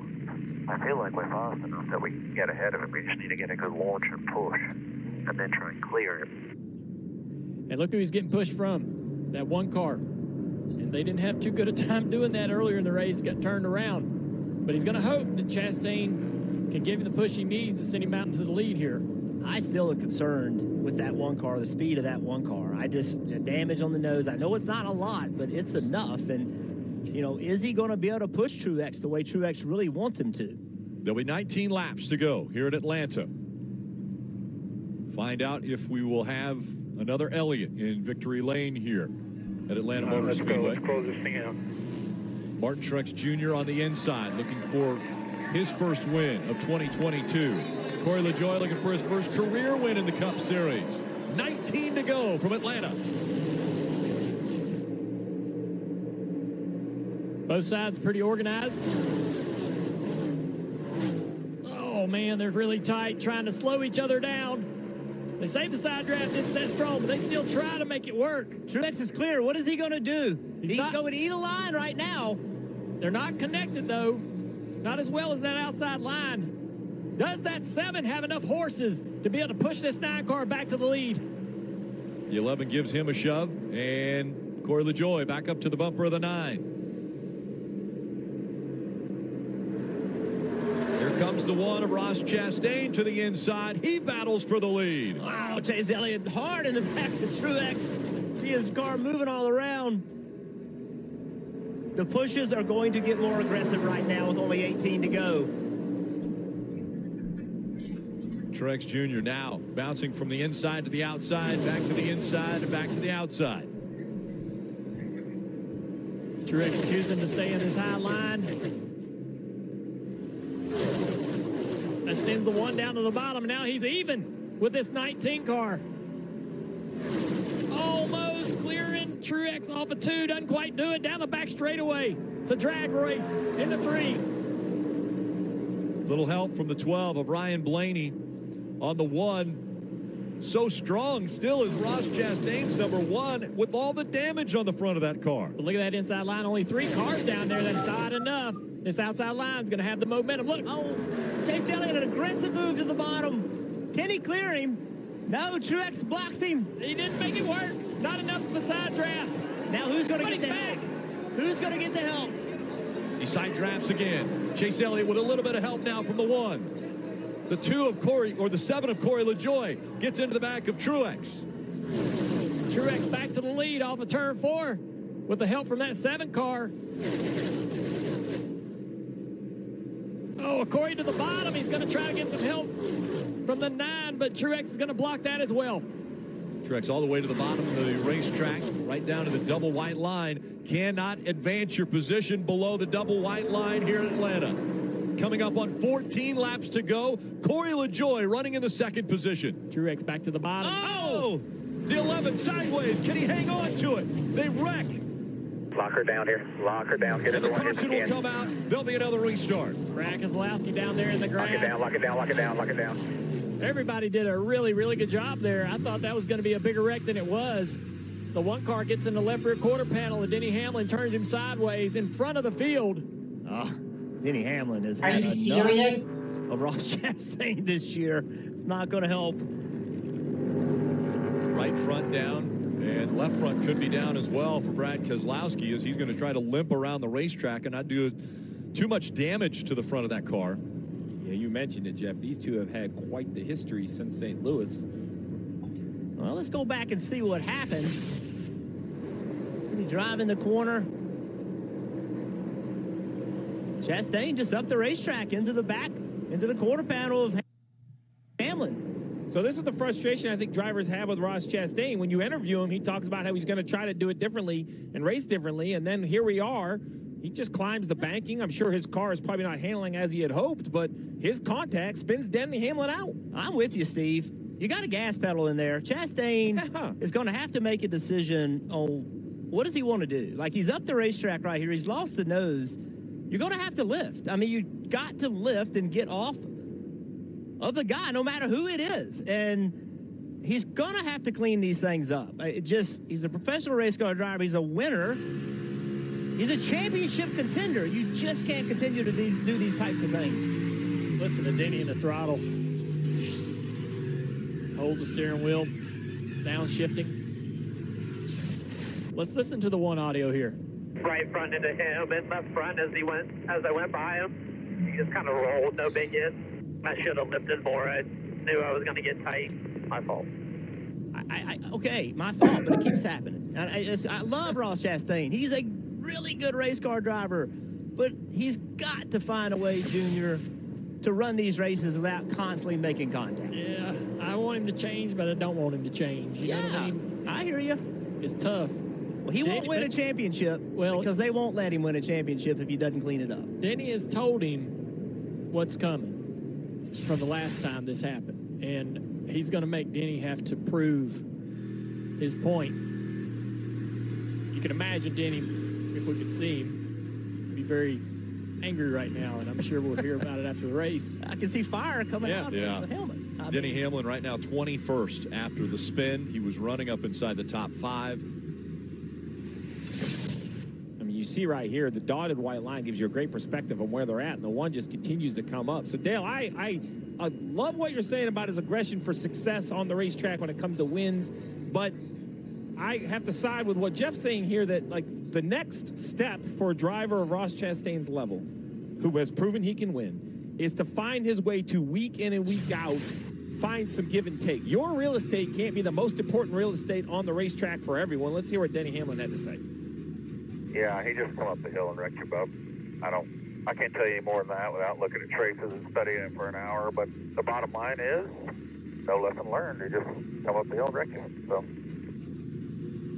hey, and if you have an opinion, you can call in Monday. You'll be there. I'm on You'll be there. Hey, Steve, I know what we're talking about. I'm telling you, man, we got 12 more laps to get another lead story, but this one's going to be pretty high. Go ahead and call in. Join us on Peacock Monday and Wednesday at 6. This Monday is going to be exciting. Let's see if we can get Ross Chastain to call in. What do you think? Talk to you guys. Sure. On Motormouth. I'll talk to him. Listen, Ross Chastain is a good guy. He's just working hard. And you see here, back in June, made contact with Hamlin. Hamlin was mad and just made the rest of this race miserable for Ross Chastain.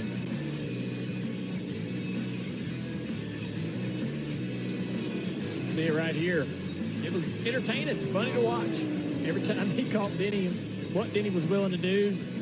Denny didn't have to make any contact with him. Just kind of slowed him down, cost him some positions. Brake checking, slowing down. And then he got, after the race, he gets out and says, "Look, I'm gonna take care of it next time I get a chance." And today, this is what happened. Ross Chastain has fought and clawed and scratched to get to this point in his career. And Junior, that's how he got here. Yeah. And it's easy for me to sit here and say, you got to fix this. It's another thing. He's afraid to back off. He's afraid if he backs off, he's going to lose his speed and lose his edge. And that's what he's going to have to try to figure out as his career advances. He's got the speed. He's got the aggressiveness. He's got the intensity. He's just got to couple it with the right mindset. Let's hear from a couple crew chiefs before we go back to racing. We'll start with Dave. Yeah, let's start with Ryan Sparks. He's a crew chief for Corey LaJoie today, and been kind of fun seeing your boy run up front there. Does he have enough fuel now that we've had these caution laps, and what can he do with the field? Yeah, he did a good job saving through that last run, and I think these caution laps will get us home. The Ray's Energy Drink Camaro has been awesome all day. Super Shoe's done a heck of a job to put himself in position, and we're going to go for it right here. So what we got? Love the nickname Super Shoe. He knew coming in, based on the top 5 earlier this year, this could be a good day for him. How confident was he? He had a lot of confidence coming in. I think he can get her done. He's pumped up. He's ready. Want to say a quick shout out to my sister back at home. Happy birthday. We're going to try to get it done for her. Get it done for Sis. Kim? Well, Alan Gustafson calls the shots for hometown boy Chase Elliott. What is your driver telling you right now? Well, certainly not, but Chevy's been really good all day. Everybody's done a great job executing the race. You know, certainly it's this racing's pretty circumstantial, so got to have the right things go our way. I think we've got the car to win, but yeah, super excited, and just want to take a second to say happy birthday to my dad. It was his birthday last week, and the boss's birthday is on Tuesday, so happy birthday, guys. What will Chase need to do on this restart to gain that track position and get back at the point? I mean, obviously, wherever row we're in, we've got to either, if we're on the bottom, we need a good push to take the lead. If we're on the top, behind whoever that is, we need to just get a good push and get to where we're open and can make a move. That's Alan Gustafson, crew chief for Chase Elliott. He's joined here at the box by Jeff Gordon and Mr. H, all hoping their driver gets to victory lane. Want to listen once again into the 11 radio of Denny Hamlin. Got into you because he gave himself no margin. I mean, there was 4 feet underneath of him, so. Well, he knew he was going to clear the outside. So, you make decisions. Yep. Everyone makes a decision. You're right. And Jeff, I think that's what you're talking about. He had a decision to make, and at that time, didn't make the decision that would have kept him out of the 11. Yeah, I mean, listen, he just needed to be out of the throttle. As soon as he got tight, he needed to understand it wasn't going to get better and just start coming out of the throttle and to avoid that contact. But, of course, that exposes you to being passed from behind when you come out of the throttle, and that's why I didn't want to do it. There's the choose right there. No surprise, Truex took the top. Surprised a little bit. The 7 took the bottom. I guess maybe not. He said he has to win, so put himself on the front row. Chase sticks with the top as well as the 43 and some other cars, and we'll see which row gets the better start. Let's listen into the outside of row 2 in the 9 of Chase Elliott. Well, that didn't work out too good for us there. Nothing you can do. Just all forward. You got this. You'll get your chances. You're just about 2 inches from clearing that 19. We'll do it again. Yeah, I thought that was a little close for take it there, bud. Sorry. So there, we talk about aggression. There's the other side. So Chase Elliott felt like at that point in the race, it was too close to try to shut the door on the 19. Now with 9 to go, if he gets another shot, we'll see. We'll see what the decisions these drivers make. But this restart is going to be pretty interesting. I like this pick from Corey LaJoie to go to the bottom. Like, I'm not real wild about Chastain because, again, I don't think he has the speed to push. But how are you going to win this race if you don't get in front of Truex? And here's an opportunity to try to find a way to make it happen. 17 on pit road, watching Corey LaJoie, who will restart on the inside. Martin Truex Jr. will be on the outside. Chase Elliott right behind Truex Jr. Back up through the gears they go, and diving into turn number 1, under 8 laps to go in Atlanta. Big restart on the bottom lane for Corey LaJoie. He is going to clear the 19 on corner exit if he wants it. These 8 laps are going to happen fast. Corey LaJoie to the top, getting a big push from this 19 car. Pushing hard. 19 trying almost to the right rear quarter panel. He had a shot at it. He was almost there. Cautions come out. On the back stretch. Car down on the apron. Joey Logano, the 22. I think we had a couple cars spin around. Seems like everybody's heading in the right direction, though. And we'll have another restart. Yeah, the left front down, as well as you see the 11. Denny Hamlin has damage to the right side. Head, look back, we were crossed up.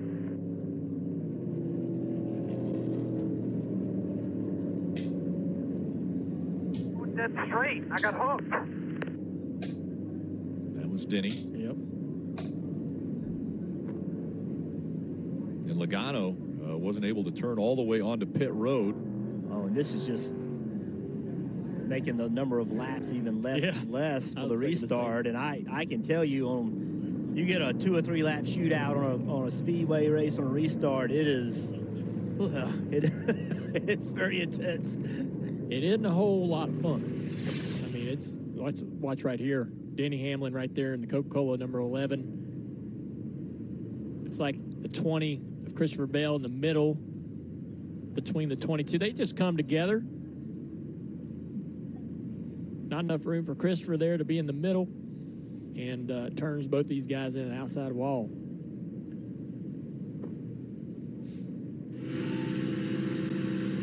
Time running out. Bottom of 3 when you know get there. things are going to happen fast. One outside now. Trying to get everything they can get. Wrecking. Denny's take Get it goes rolling here. from bad to worse there. Frustration coming through the radio. And no idea, like, even what happened. Like, what just happened? I know I got hooked, but how? Crew once again goes to work on the 11. Trying to get it back out there. Damage, Rick, to your point. Big damage. And as these laps count down, Jack drops there. I was going to say, because, you know, as these laps count down, I think the chance of these, you know, the look at this. This is, I mean, there's fans, then there's some serious commitment. Yeah. That's what the entire Dawsonville pool hall looks like right now. Oh, That's what yeah. they all look like. Oh, what's going I on? hope Rut's watching, because that's going to be next year's outfit at the pool hall. He's got a fire suit on. Look at this. I like it. Oh, yeah. Oh, yeah. Yep. Yeah, a lot of nerves over here. Yeah. They are nervous. This guy's having a great time. Oh, yeah. I feel like we're all a little late to his party. He's having fun and entertaining the fans around him. You got a Kyle Larson fan in front of him. So now the decisions that have to be made by the drivers. True, we just saw LaJoy pick the bottom and got the lead. So now what he's thinking is, all right, what lane do I pick? Do I pick the bottom? Do I pick to the top? And he doesn't know who's going to pick behind him because of the choose line. He has someone he may want to push, but he does not know who's going to pick behind him. So this is, and he's got, look who's behind him. He's got Cup champion Truex, Cup champion Chase Elliott. Chastain's won multiple races, Daytona 500 winner. I mean, this is a very tough decision for Corey LaJoy. Well, he picked the bottom before, and that was what gave him the lead. So I don't know how he has to think about that and think, man, maybe I need to stick with that decision. He is the control car as well. Wasn't the control car on the last restart, but being the control car, he can decide when he gets in the throttle and goes through the gears. And the other thing, too, if you're wanting to give a signal to the driver behind you, it's much harder to see through these cars. So we can't really wave from inside the car to the car behind us. We can look out, stick that hand out that left side and wave. But if you're in the outside line, everybody sees that. So if you're in the inside line, only the car behind you can see that hand motion. And that's a really, really important thing late in these races on the restarts at Daytona and Talladega. Dave. One other thing that Corey LaJoy wanted to know was right after I took the lead, the caution came out. Okay, was there a move coming that I need to cover next time? So they discussed it back and forth. Corey just wants as much information as he can get. What were the cars doing as the caution came out? Is there something I need to be aware of going into turn 3 next time? And I believe as the laps count down, Dale, you know, a guy that hasn't got a lot of experience in these situations, the less laps have to be better, right? Because if it's 4 or 5 laps, you're going to have multiple choices to have to make. Just a couple laps, you might make the 1 or 2 absolutely right choices that pay the bills. Yeah, So- it's going to be 3 to go. Yeah, so his spotter, TJ Bell, he won the truck championship last year with Ben Rhodes. And this type of racing today in Atlanta reminds me a lot of truck racing, how they have to push on restarts. It really reminds me a lot of it. So will that experience that TJ had in the truck series help Corey LaJoy right here? I'm excited for this. Well, this is the most laps that Corey LaJoy has ever led in a race. And so LaJoy has been out front 17 laps. He's got a possible first ever Cup Series win staring him in the face 3 laps away from that checkered flag. And why not this year? We've had 5. Let's make it 6. And this is a little team taking it to the big guys. This team does not have the funding of everybody around them. This would be a major upset in the Cup Series. The longer you can stay locked up, the better it'll be for you guys to try and clear them both. So the longer they can stay locked up, and they can probably push all the way around to turn 3. So the 7 car of LaJoy needs to try to stay still. Don't make a lot of movements left to right so that the car following feels comfortable to go up there and get into the back of him and push. If he's moving around on the back straightaway, That's not very good for the car following to feel comfortable to push. If you sit still, he can push you real hard. Here we go. It'll be 3 laps to go. LaJoie, the control car, on the inside. Martin Truex Jr. on the outside. This is the same way they lined up last time when LaJoie got the lead. Now he's the one who decides when they go. Green flag back in the air. No push from that one car right now. Yeah, I'd like to see them be a little bit closer together than they were. Good organization on the outside line. Oh, contact. The 7 and the 19. Truex in the middle. 3 wide. Here comes Chase Elliott. Chase through the middle. Truex now to the outside, going backwards. Now, Corey LaJoie trying to block both lines.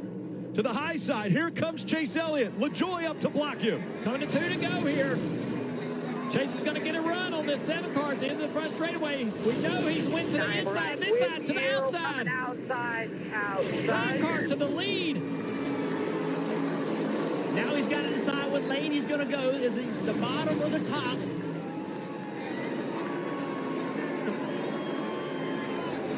Big push from the 1 car on the 7 here. Push is coming from both sides.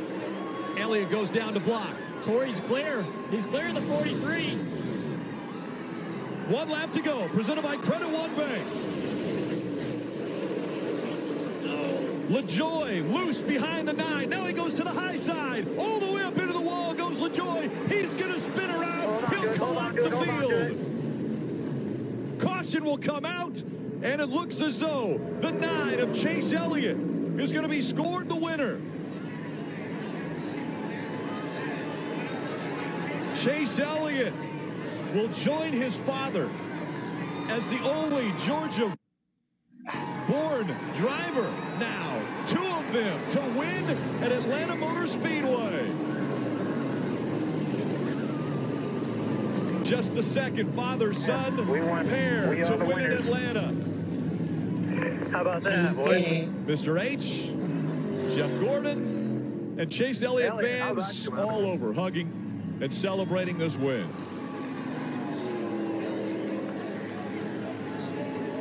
That was a good one. Appreciate y'all.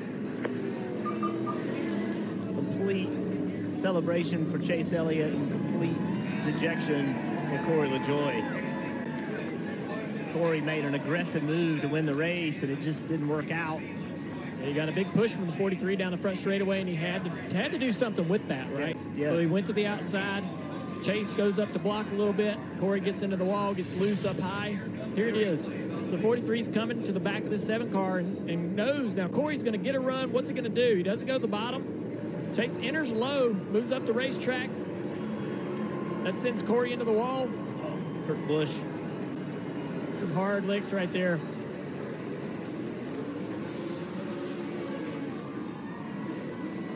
It's in the back of the 9, just barely right there, and up the racetrack, loose into the wall. Everybody just going for it, really. You know, Chase is going to block. You know the blocks are coming late in these races. Just defending his position, trying to win this race. And this late in the race, you said it. If you got to run, you have to take it. And if it's coming from behind, you have to block it. And I know Corey won't be happy with the block. Chase, to be honest with you, doesn't like having to do that kind of block because it exposes you as well. It's just the nature of the beast on the last lap. If we That look was at a lot of fun. If we look at it real close, Chase blocked the move, and there was some contact where the 7 bumps into Chase, and then there's some distance between them. They sort of separate. He burned the left tire down. It's flat. That checkered flag moment brought to you by Advanced Auto Parts. Well, it was when he was 13 years old and not at the racetrack with his dad. He was racing legends right here in the quarter mile, and you hear the crowd.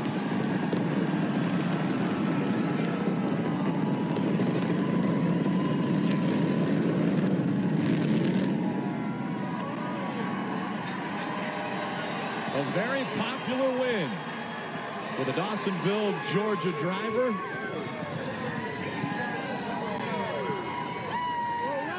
And guess what's happening in Dawsonville right now at the pool room? My man right here wore the right outfit today. A lot of Chase Elliott fans in the crowd, and there it is. That's the pool room at Dawsonville. He's done it again, Marty. Chase Elliott just looked at me and said, unbelievable. That finish was crazy. Wins both of the stages today, and for these fans here in Atlanta, the hometown boy delivers.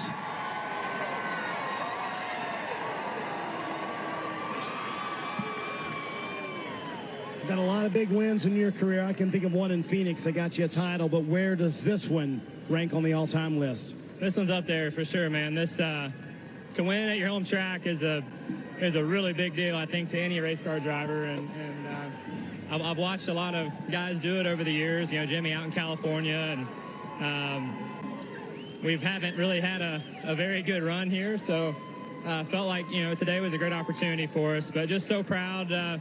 You know, this is obviously home for me, home to a lot of great fans who made a lot of noise today. Home for Napa, you know, right down the road in Atlanta. So just couldn't be more proud of our team. What a car. I mean, I'm not sure we've ever had a Speedway car that good. If we had, I probably wrecked it down at Daytona. But just man, what a few weeks it's been. I feel like I gave one away last week, and to come back and put on a performance like that, I'm really proud of that. So excited to get home. It's going to be a big one tonight. I'm looking forward to it. I'm sure it will be. I got to ask you about the last lap. You had to go up and block the 7. You actually said, I'm sorry, on the radio. So what was going through your mind on that final lap? Well, I mean, obviously I knew it was going to have a big run. You know, I didn't want to really give him the bottom, and, you know, I tried to give it one good, real aggressive block. Felt like I had enough room to kind of give it a second one. And he was, you know, just right there on the right side of my back bumper. So it was far enough, you know, to the back side of the bumper to launch me forward. You know, hate it tore up some cars, but I mean, I don't know what you do. Either go for the win or don't. I'm going to choose option A every day of the week. Yeah, there you go. So you think these fans have heard of the pool room before in Dawsonville? We've been live all day there with Rutledge. Is it okay if Rutledge rings a siren tonight? Yeah, just don't tell him not to break it now. That thing is really special. So, yeah, just thank you guys so much for coming out. Y'all made a lot of noise today, and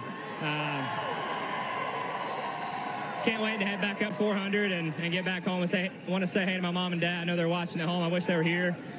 This is a really, really special day for us, and just say thanks to all the fans here in Georgia who have supported me and you know, supported my family for many years. So really, we're just proud of this, and we're going to enjoy it. What an incredible day for Chase Elliott, the Elliott family, and all these fans here at Atlanta Motor Speedway. The hometown kid delivers. I'm sure Bill and Cindy are very proud back in Dawsonville. Let's go to Rutledge Wood, who is at the pool room there in Dawsonville, to hear the siren. Rick, Chase said it. These fans are ready. Let's hit that siren.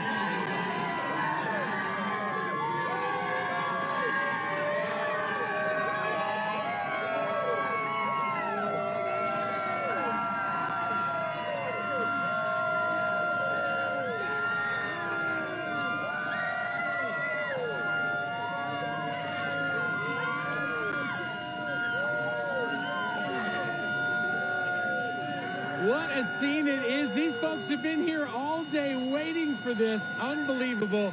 The hometown boy gets the win, and the siren goes off at the Dawsonville pool room. How about that? That car's got a pretty good battery. Jumper cables to do the siren. I love it. So let's just remember, okay, the finish of the race is determined by cameras, not loop lines like what happens in every other race. They go to the camera at the time of the yellow. Here we are. We're going to roll down to turn 1. 7 gets